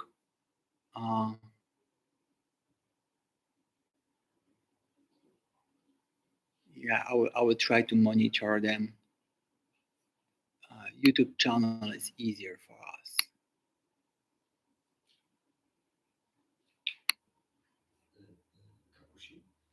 Jeszcze dostałem wiadomość od Andrzeja, ponieważ on mówił o tym Zoomie. I plan jest taki, żeby to będzie fajne, że zrobimy MBSR, potem po MBSR-ze Zazen i na 17 zrobimy po Zazen Golden Hour, zrobimy chwilkę przerwy i na 17 przyjdzie Andrzej, zamontuje tego Zooma, ja zrobię 15 minut takie zakończenie sesji tam z dzwonkami i Andrzej rozpocznie tego Zooma ze swoimi ludźmi i zrobimy to jako question and answer, bo oni będą ciekawi i prawdopodobnie wiesz, z tego będą mieli różne te filmiki, może ktoś chce coś zrobić. Czy to Andrzej będzie moderował? Tak jak wtedy pierwszego dnia przyszedł i proponował, to tak z nim napisałem, że 17:15 zamontujemy tego Zooma i zrobimy to question and answers takie. My chcemy mieć te nasze kanały też, bo ludzie są mniej przyzwyczajeni, a to Zoom będzie pewnie dostępny w sieci. Myślę, że tak. Dobra, to Potem najwyżej spóźnimy się z kolacją i będziemy mieli jakiś tam czas, żeby do tego monastera. Myślę, że to było fajne, takie uczciwe jakby tutaj wobec tradycji. Tym bardziej, że jeżeli Walka mówi, że tam rzeczywiście mnisi siedzieli w jaskiniach, ja byłem w wielu takich jaskiniach gdzieś w Bułgarii, gdzie mnisi siedzieli, to jest to samo. kolację, żeby ludzie trochę mniej formalną, chociaż będzie po zamknięciu. Tak.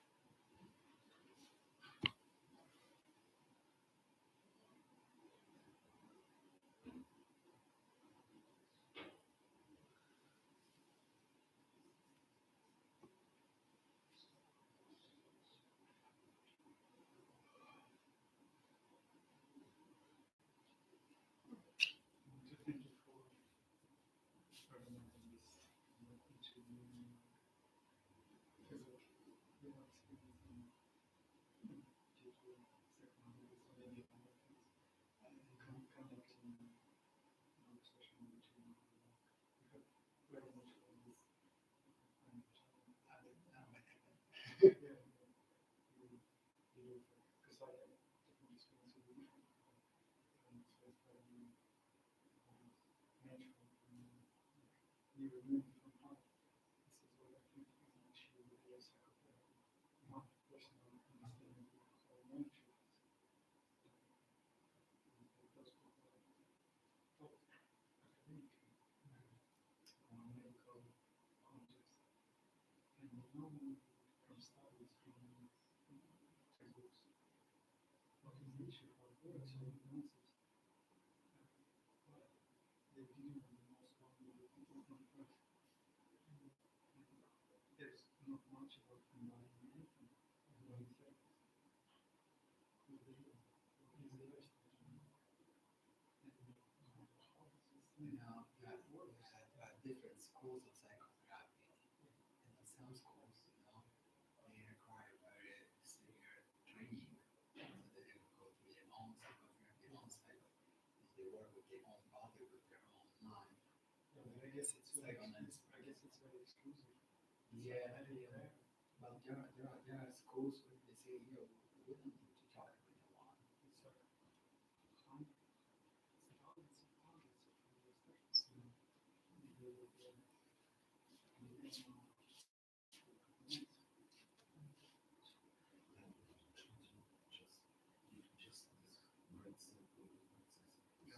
Also, we're discussing OneDropZen function to demonstrate how we work with people with issues in his sessions, which is very interactive. I think you should just tell me about, let's keep it 5 minutes. But you can container because in his work also it's 5 people. And then I will just share several simple things. So I will give you 20 minutes and you will receive 10 minutes. So I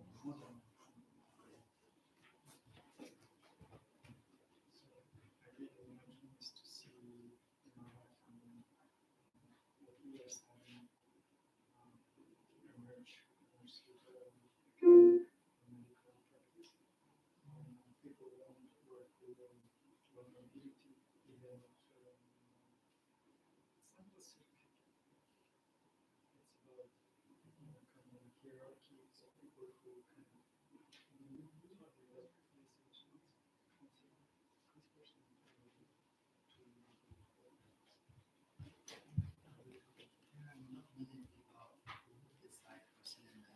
okay, so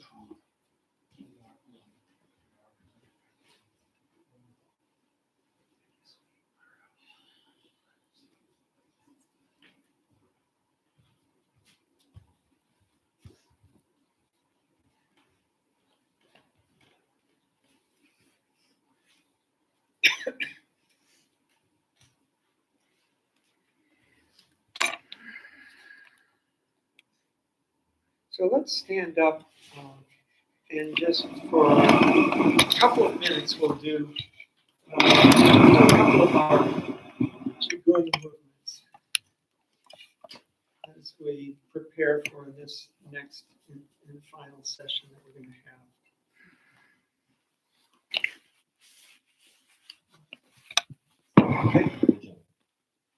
Okay, so we've just come out of a very powerful sharing of especially experiences around the war here in Ukraine. So it might be nice just to kind of loosen up the body a bit. Let's do a few of our Qigong movements. Starting with mist rising from the lake.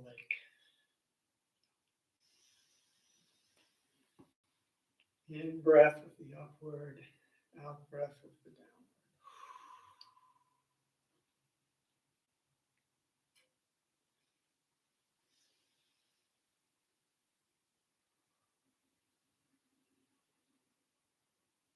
Do that once more. Mist rising from the lake.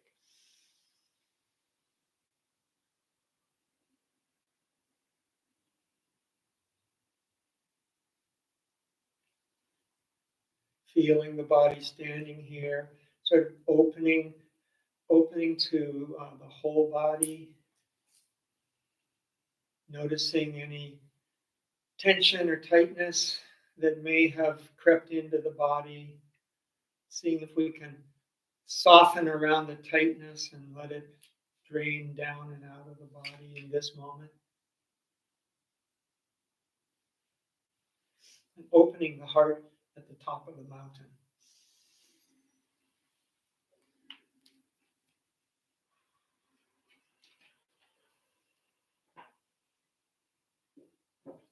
And once more.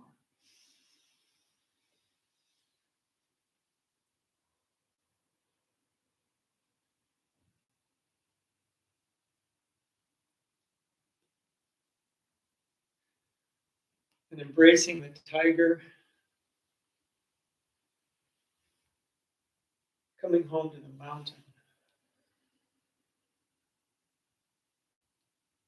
And one more time, embracing the tiger, coming home to the mountain.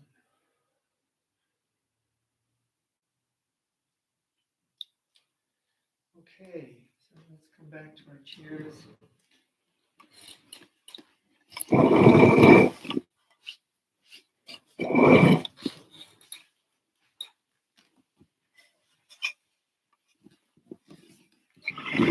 So we're almost at the conclusion of this week-long retreat, and we just had a session a few minutes ago talking about some of the practical challenges we each face in our practice, and some of the techniques for working with those edges in our practice, and for especially for Vasil and Valta, being from Kyiv and live in Ukraine, the experiences of being in the war are very alive and very present and current, present moment experiences. And so some powerful stories have come out from that. I want to, a couple things that stand out, and then we'll do a quick exercise, a demonstration maybe of how in mindfulness-based stress reduction, or programs like mindfulness-based stress reduction, we might work with more intense kinds of experiences or reliving of trauma. And I just want to say a few quick things. There's a lot of attention now, really globally, within the mindfulness movement around trauma, trauma-informed mindfulness, and just the awareness that mindfulness is a great thing, and yet it's not for everybody. It may not be the right time if we're really traumatized or reliving trauma to just go into meditation and go into and expect that that is going to always be helpful. So, and a couple things that I've found especially useful in what you have been sharing, Vasil, and also Valta, about how almost daily, even in this week that we've been here in Kyiv, there have been, air raid alerts. And 16 months into the war, most people in Kyiv just go about their business now. I mean, and then there's an app for, just learning, is this a serious attack? What is, where is it? To decide whether we need to go into the shelter or not, but people just are getting on with their lives. So, and you were sharing, Vasil, about an attack in your hometown of Lviv, right by your house, and how people will often sort of in the moment of the sort of traumatic event, pretend it's not happening, or move to some strategy unconsciously to normalize things. Like, oh, let's make tea. That may seem almost bizarre, but I noticed that in my own work with military veterans, teaching MBSR in Seattle at the Veterans Hospital, that it wasn't the young veterans who signed up for the classes, or if they did, they didn't last very long, and often there was a kind of, I don't have any problems. I'm fine. Maybe you're not, but I'm fine. So, and the ones who were in the classes were often older veterans, like Vietnam era veterans, who had lived with PTSD for decades, and ruined their lives often. And there wasn't anything left, It's like there's nothing left. So maybe I'll try this. So there's a readiness factor, and there's a very strong survival technique, I think, with serious trauma that we do kind of deny it's happening. That's a survival mechanism. So we need to, in working with trauma, as mindfulness instructors, be really aware of when there's a readiness, and that the human mind is very complex, and so it's. So I've asked Vasil if he would be willing to share a little bit about the traumatic event you were describing a while ago. The missile attack on the infrastructure right by your house, and where you were, and then maybe we could work with it just a little bit. So, if I can have a suggestion, can you switch places with Valtab? It will be easier to have you on the camera. Maybe with Kurt's knees. You can take a chair, or you can maybe sit here. Or the light is better here. Okay. So the question has been, how do we work with what tools of mindfulness can be helpful in various kinds of difficult situations. Is that comfortable for you, Vasil? Yeah, we'll see. Okay, right. Okay. So, because I found it just so moving and instructive, what you were sharing. So, just to share a little bit about this event that happened earlier in the war for you. If you can please guide us, because I don't know. Okay. Should I just repeat this stuff I just said, or? Right. Yeah. So if you could repeat just a little bit about the moment of the initial explosion, and then standing, because it brought up a lot. So it was morning. Usually they strike in the morning or in the evening, because it's harder to shut them down because of the sun. The angle of the sun, it obstructs the missiles that try to intercept the enemy missiles.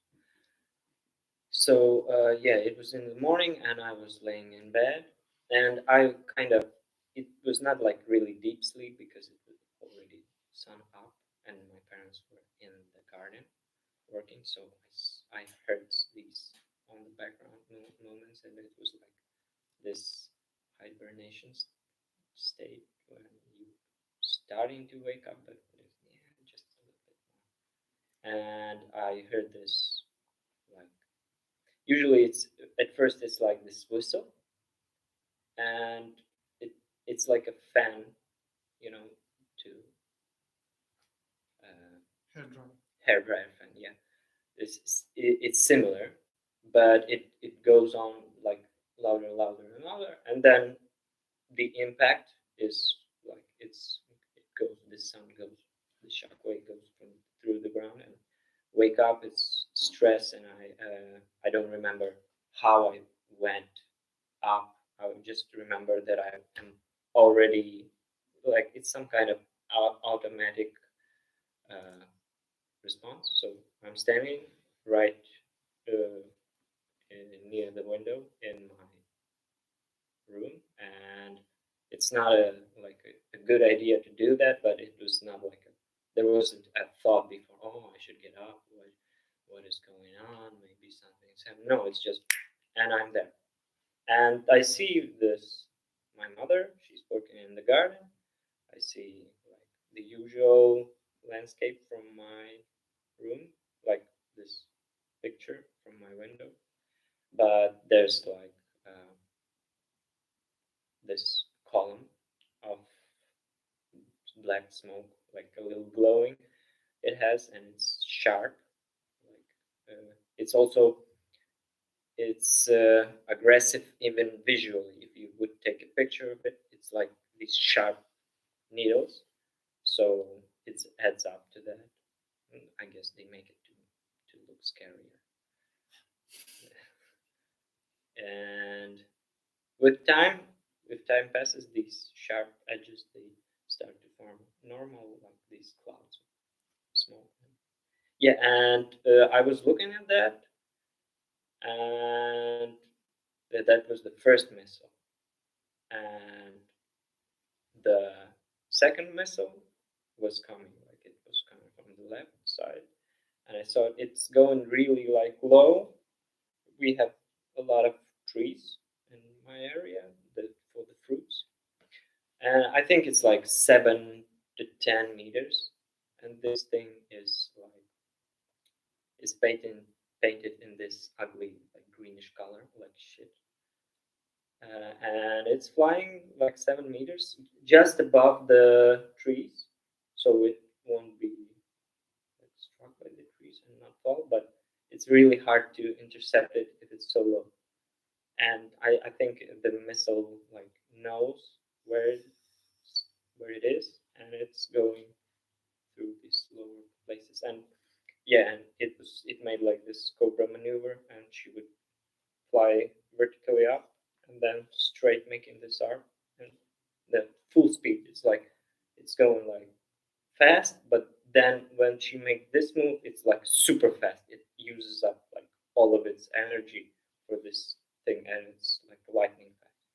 And immediately these some kind of hormones that would make everything slow mo. I can't move and run away from the window. Just witness that it's going immediately. This tunnel vision. All I could see this small frame of impact. Okay, so thank you for that. And I want to just remind you and all of us that right now we're in a room where this is not happening. Yeah. Right. And you are a mindfulness practitioner, so you have some insight looking back on it. But in that moment, as best you can, as you relive or picture that moment, can you say anything about where in your body, what was going on in your body in that moment? Yeah, I definitely can tell. So your legs are like filled with iron, right above this, higher than the knees, and like this numbness because this is not the only situation in the past year when something like this happened. Different situation. This one is more vivid. So there's a numbness here in this part. How it's called? The elbow. The elbow. Yeah, the elbow numbness over here, like when there's this bone. I think it's the lunar bone. This like sphere thing popping out. It's like it's really numb in there, and also tension on the spine, and maybe some if you ever fall in the cold water, and if you're not used to it, you have this like, and there's this like you want to breathe in, but there's no capacity for that.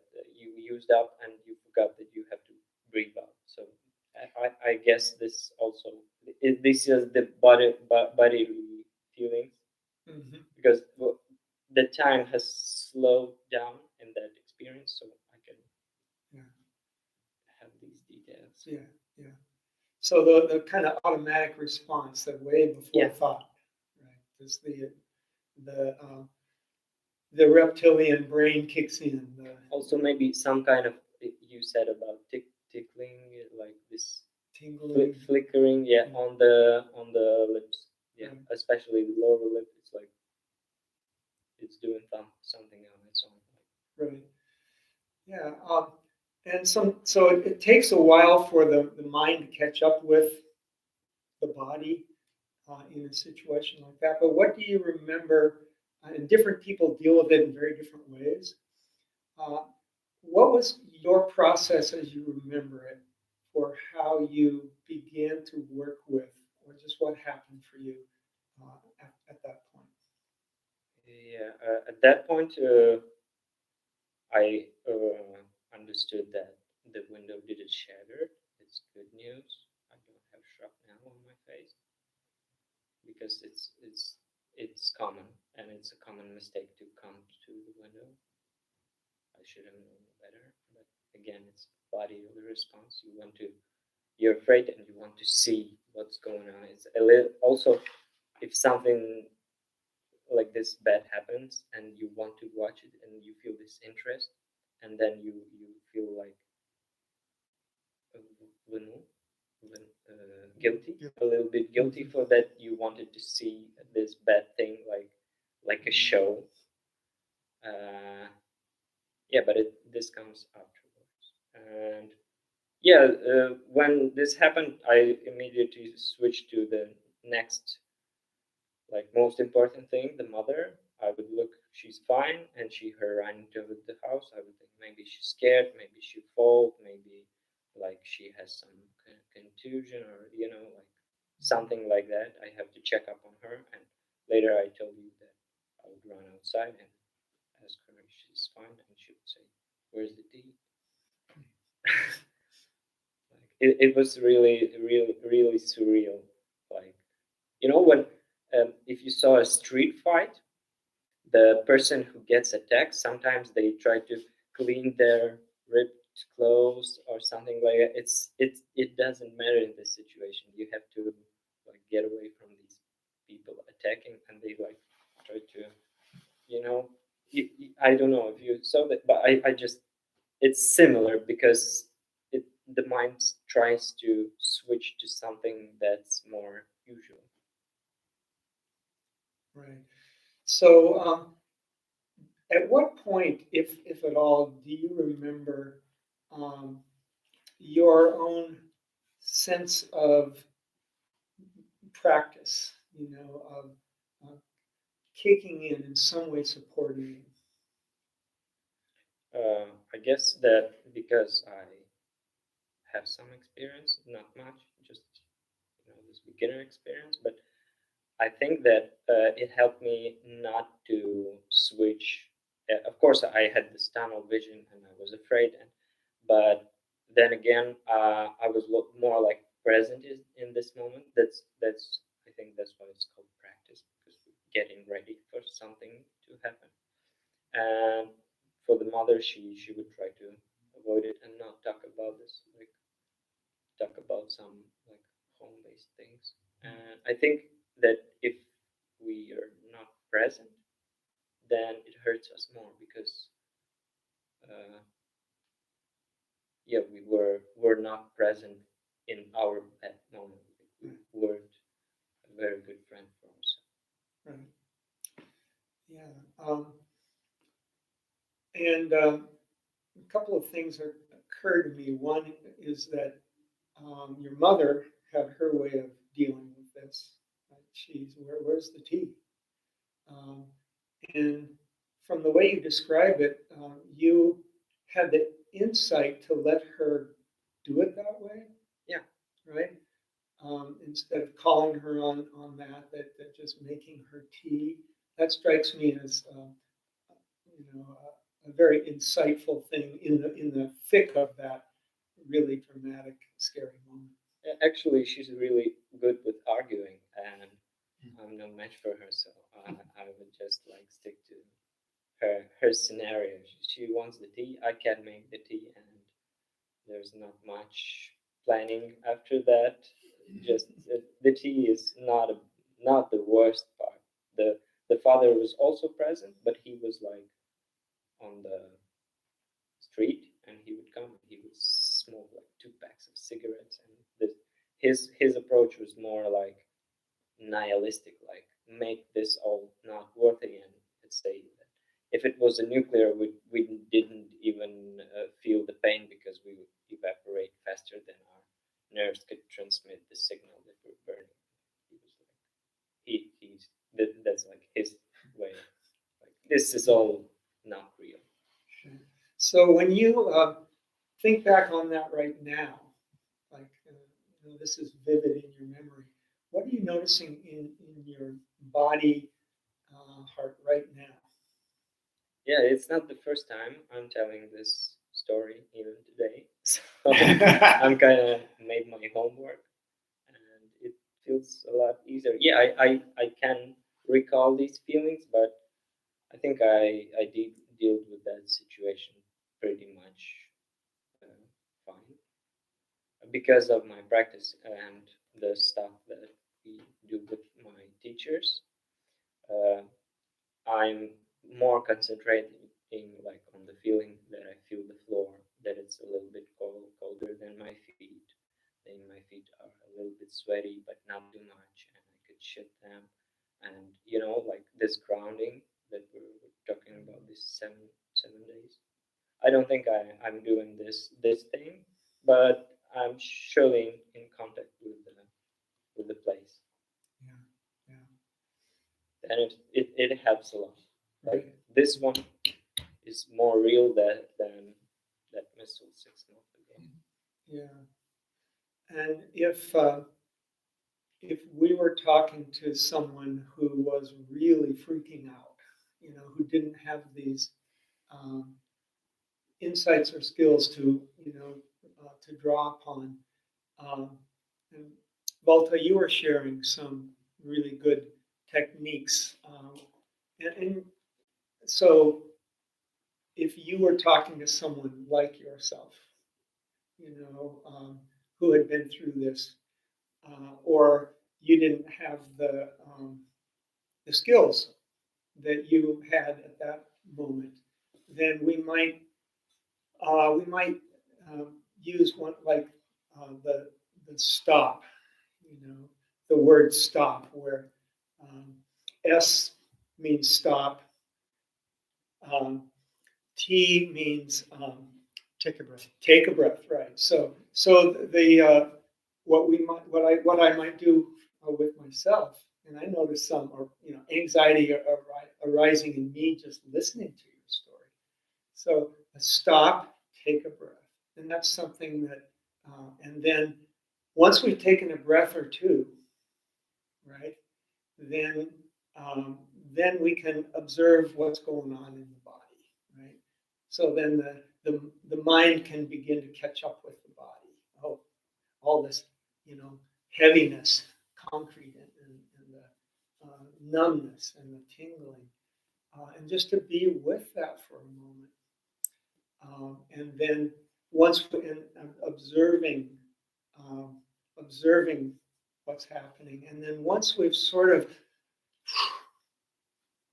taken however much time we need to begin to to calm the body, or to at least come into the presence of these emotions and feelings and bodily reactions, then we can figure out what the next step is. Go help my mom. My reaction was, of course, I didn't think about the breath and all that. Then another like way, it's like there are several ways. Sure. You could go with nihilism, and then you get the most trauma you can. Go with nihilism. Like everything doesn't mean, and that's where you get these suicidal thoughts because nothing has normal. It's normal also to have those, but not to jump on them. Just let them pass, knowing that these things happen and they pass. Like our thoughts are not us. And I think nihilism is the worst case because it's destructive. And my response was like to make the tea. And it's like this simple thing. I could do this in this situation, and it's kind of dissolving in this process of helping the mother. So that was my response. And then, like in 7 hours, I get to sit and then I see, oh, I'm tense. I had this, but I see this as a, like on the computer, you clear the cache. And I sit when it's a rough day in the morning. I sit. I know it's gonna be something's gonna happen today, and I sit just in advance to have the most space that's possible, this resource, and in the evening just to clear this cache and like clean this trash bin and go to sleep. Sometimes it's hard to fall asleep because the body. I think some processes are going on, but at least if the like, I think you told you had problems falling asleep because there was some last night something was going on. Maybe it's a little bit shook you, but still you had that sleep. You had like 2 or 3 hours of sleep, which is like better than not sleeping and giving into this like panic situation. Like I can't sleep. There's stuff happening, and then giving energy to this like this situation that's already not there. So. Walter, do you have anything that comes to mind for you, that you would offer in a situation like this as a mindfulness practitioner? Yeah. Can you sit on a chair here to also be visible? And thank you. I'll take.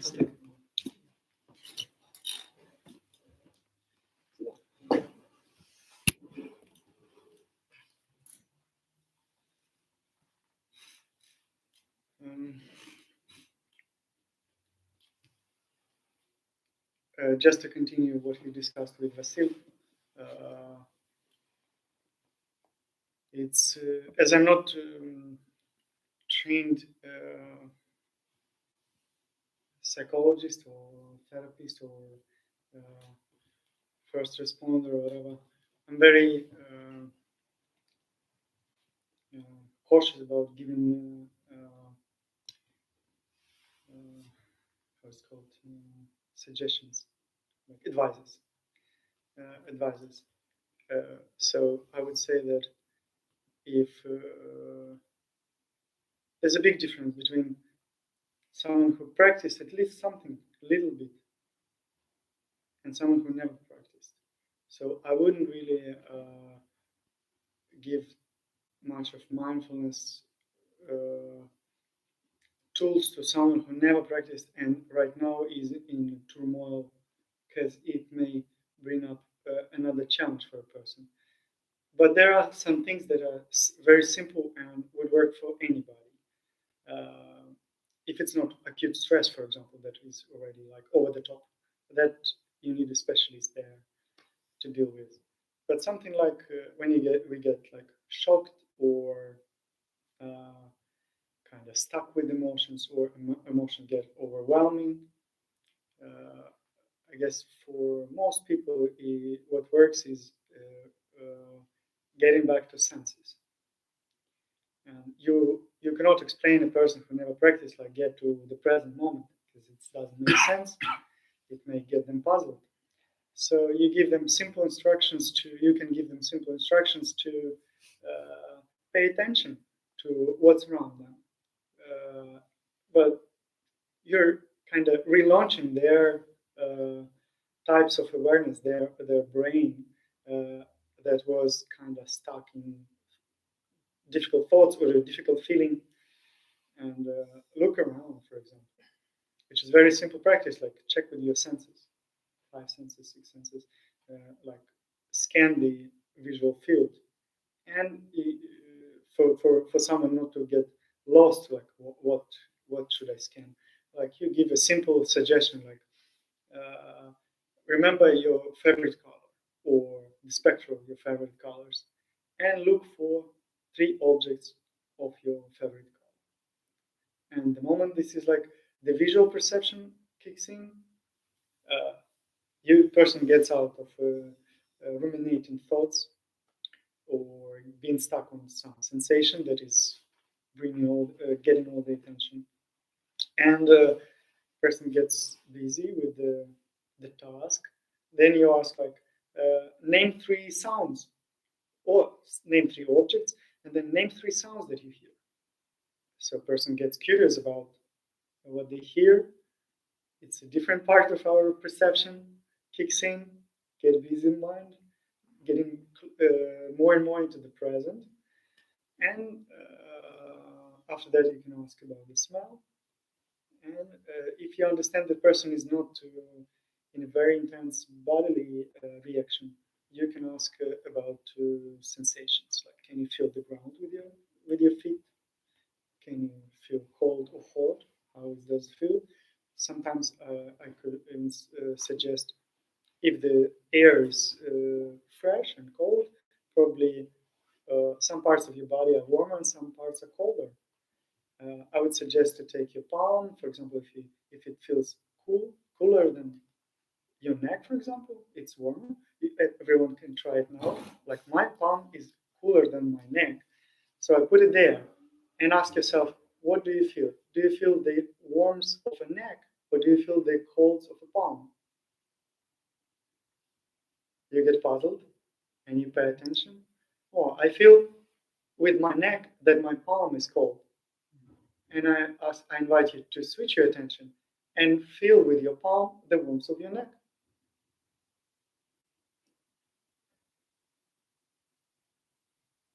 This is a very simple trick, and it immediately brings me to the raw sensation, to the raw experience, and any thought just got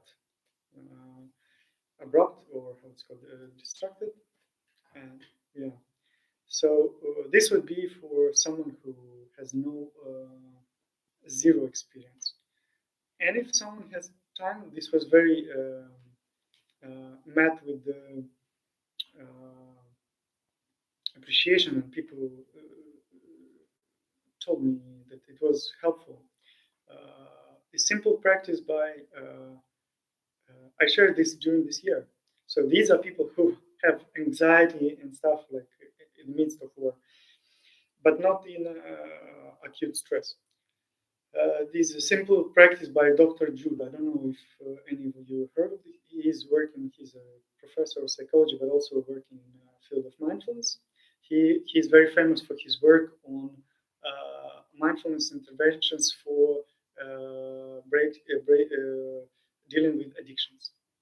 I guess his program of giving up the smoking, which is the worst in addictions, one of the worst, is one of the most effective.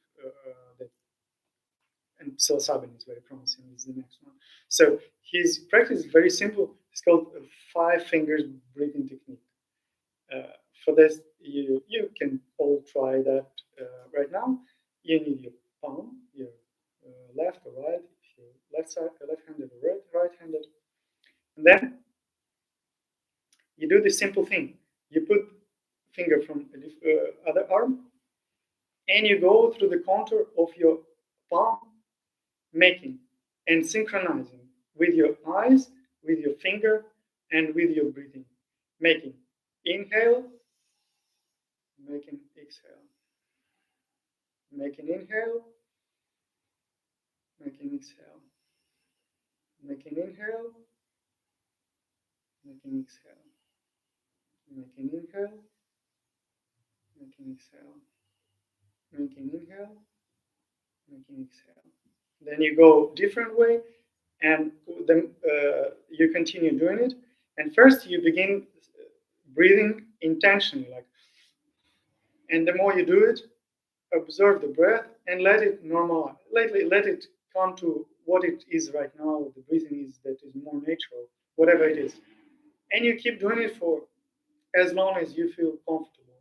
It could be minutes. I never did it more than a minute, but one of my students from open group, supporting group that I launched on the Zoom, she said she found herself in a situation when she couldn't do any other practice. She felt too much intense with her sensations and emotions. And this practice, and actually two persons texted me during the shellings, during the airstrikes, amidst explosions, that it was beneficial for them, that they spent like all the time of the shelling, just keep on in touch with these three. This is very effective because it activates at least three different parts of our cognition and perception, which is vision, which is sensation, which is very important. You're connecting again with your senses, physical senses, and your breath. So 5 fingers breathing technique proposed by Dr. Jude. And just the centrality of breath. Yeah. Any number of ways, but in a moment of especially intense turmoil or trauma, the body is always breathing, and to bring awareness to the breath somehow to help someone do that. And then once the breathing has happened, then usually there's a little space that opens up for looking around, feeling your feet, feeling your hands, noticing that it's safe right now, probably. But that's where also as practitioners we have to be doing that for ourselves, simultaneously. We have to be not freaking out ourselves for sure. So aware of like I was aware of some anxiety arising in me just listening to your story, and imagining myself in that kind of extreme situation. So to in that moment notice the anxiety and kind of in real time and where it is, and then taking a few breaths myself, even as I'm as best I can, in a given situation, offering some support in that way. Mm-hmm. Yeah. So Sagan is suggesting that we talk more about this stop practice, which is very simple, and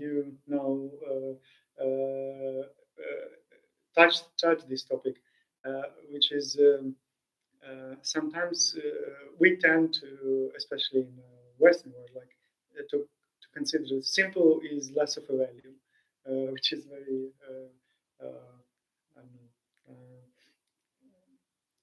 I don't know the word for that. Okay, I'll skip it. So the stop practice, just to remind, is an acronym, very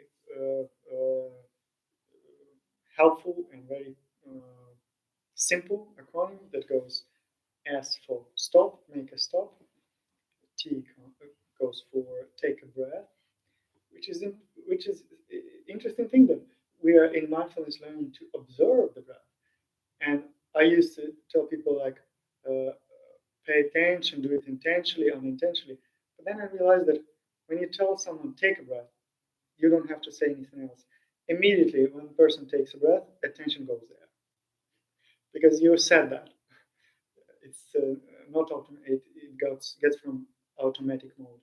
So stop, take a breath. You immediately sense the breath, observe. If you have very little time, you can just observe the sensation of the breath. That's all needed.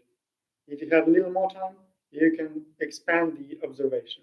Observe your sensations in the body, your emotion. If you're familiar with your emotions, it could be helpful. And notice your thoughts, and maybe also expand it to your surrounding, to your the space you're in, or if you're inside or outside, if it's safe, or what could be happening there. Because sometimes when we get into this intense feelings overwhelm us, we tend not to notice what's going on, and another thing can scare us. Another thing can be threat, because we really don't notice what happens. It doesn't have to be a real threat, but someone unfriendly approaching us, or just someone you dislike, or something is like bringing you memories, can be another round of I don't know, impulse that will stimuli that will stimulate your nervous system. So looking around and finding that I'm safe right now, right here, and ask yourself what can be helpful to me. How can I support myself? Simple things, and like Vasil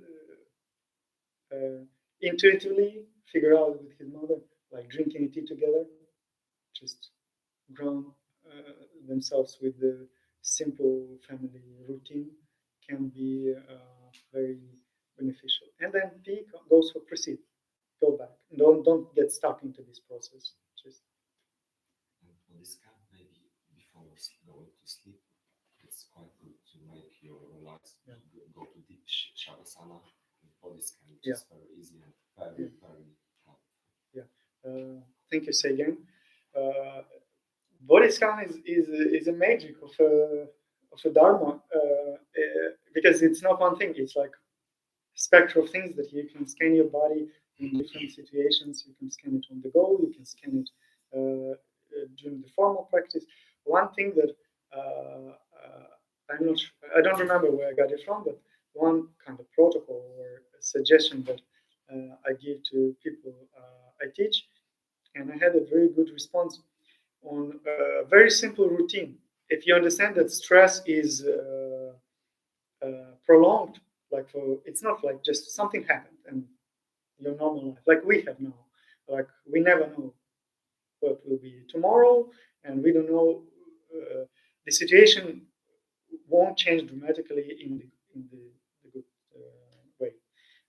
So the simple protocol goes like this: when you wake up, the first thing you do, you just very briefly scan your body from top to from tips of your toes to your head.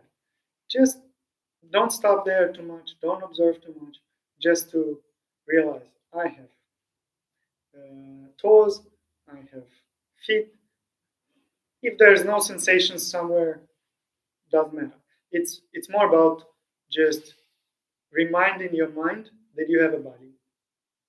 Because often when we wake up, our mind wakes up before the body, and because it's uncomfortable feeling, the body sends the signal to the mind something's wrong.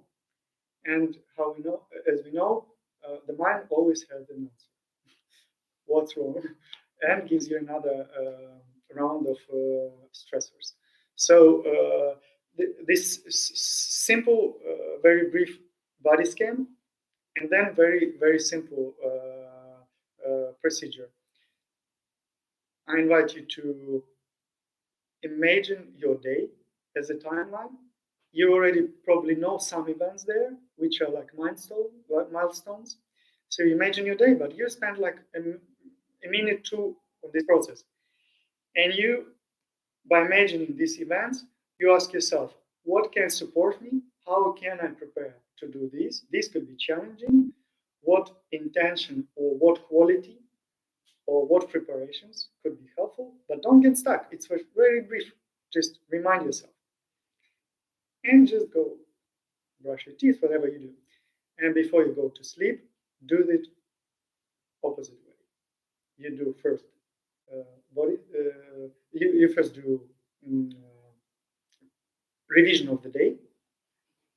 So you connect to what you envisioned in the beginning of the day with how the day went, and you just ask yourself, oh, I could do this differently, but it's not a therapy session. You don't go deep and like, oh, here I forgot about that, or this was challenging.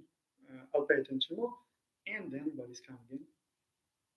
At this time, you can use any like inner talk, like if you feel that you are tensed in places of your muscles, joints, can you use the inner voice like, oh, I want to relax, or I'm feeling my hands are completely relaxed. I'm feeling my neck is completely relaxed. Is it helping? I think Kurt has you have probably a great experience in body scan for people to and Lane, especially Lane. Like, what do you find helpful? Because I guess in mindfulness, like we don't. It sounds like we talk too much for some practitioners, for Zen especially, but it's all about the experience. It's never affirmations. Maybe some practices like loving kindness sounds like affirmations. So, what would you say? How would you suggest a person to get with the sensations, to get relaxed and get ready to sleep? Yeah, I think it's very helpful just to have in mind doing a frequent brief body scan. And you can tie it to events in your day, so it becomes a habit. And in the body scan, to be tuned toward points of tension in the body, because we all carry tension that we're not aware we're carrying. So the more often we can, in our pausing or stopping or pausing, notice where there's tension, then we can work with it. And it can happen very quickly. Tension in my gut, there's tightness in my belly. I can let that go and then move on. So I think that's a useful. Do you have any MBSR guided meditations, like for use for people, or guided body scan like you did for us, and immediately by your voice we were directed to some places. It was really helpful. Not everybody can be so precise in naming things and naming the problems that will be found in the body, and you were really good in making that for us. Yeah, the body scan is a wonderful technique. That very simple, and there are many recorded body scans available online. John Kabat-Zinn and others, and I mean I have mine in there, and so that's a really good tool. So finishing just this talk, would it be just possible to find some links to some simple pages where the instructions are once more written, or that you would like to guide people to easily find the information precisely about what you've been talking? So we would add them under this movie, and I find this video very important. So I will surely keep it for a long time on our page. Right, and the apps, if you could, I mean, apps are a good place to go. And you have more mindfulness apps, you have more experience. Which one do you like? I tested and used different applications during this year. Some of them were beneficial for me personally, and some of them I tested to be able to recommend to others. There's a huge work by Professor Amit Bernstein from Israel. He works for quite some years with the refugees. Was from Yemen, first interaction, I'm not sure, but now he was very involved with working with Ukrainian refugees, and he adopted, and also it was part of the study, his work. It's called, the website is called Refuge for Ukraine. It's adapted for mobile version, and there is a number of guided meditations, very simple and very short, which is important, very short. And one practice is it never was on in BSR or curriculum. I never ran into it before, but it's now added almost all over the place. It's called Safe Space, which is more of a playing with your imagination, but also connecting with your breath, with your body, and like traveling to the space where you feel safe. So this was very beneficial. For I will add this link too, and there are some others, and yeah, I will Yeah, share. yeah. But Amit Bernstein, um, refuge for Ukrainians. If you go to that place, especially if you are here in Ukraine or any place where there is a situation of war, of displacement, those are mindfulness practices specifically geared toward what it is to be in a in a situation of extreme uncertainty. Yeah, and if someone speaks English watching this, our good friend and teacher John Kabat-Zinn have a new application, and it's updated. And there's a great team working on this. It's called JKZ app, meditations app, and there are many audio guided meditations with basics, but also some modifications, and also shorter, longer, and yeah, for the start, you can start with simple and then expand it. Thank you. Thank you very much. So we can do 5 minutes of break, and then we will start with Zazen. Can you, Kakushi, just close this video, and then we will start with the last Zazen. Is it possible? You want Zazen to be the first thing on the next movie? Yeah, because it will be short, and I want to keep this as a separate. Okay, yes.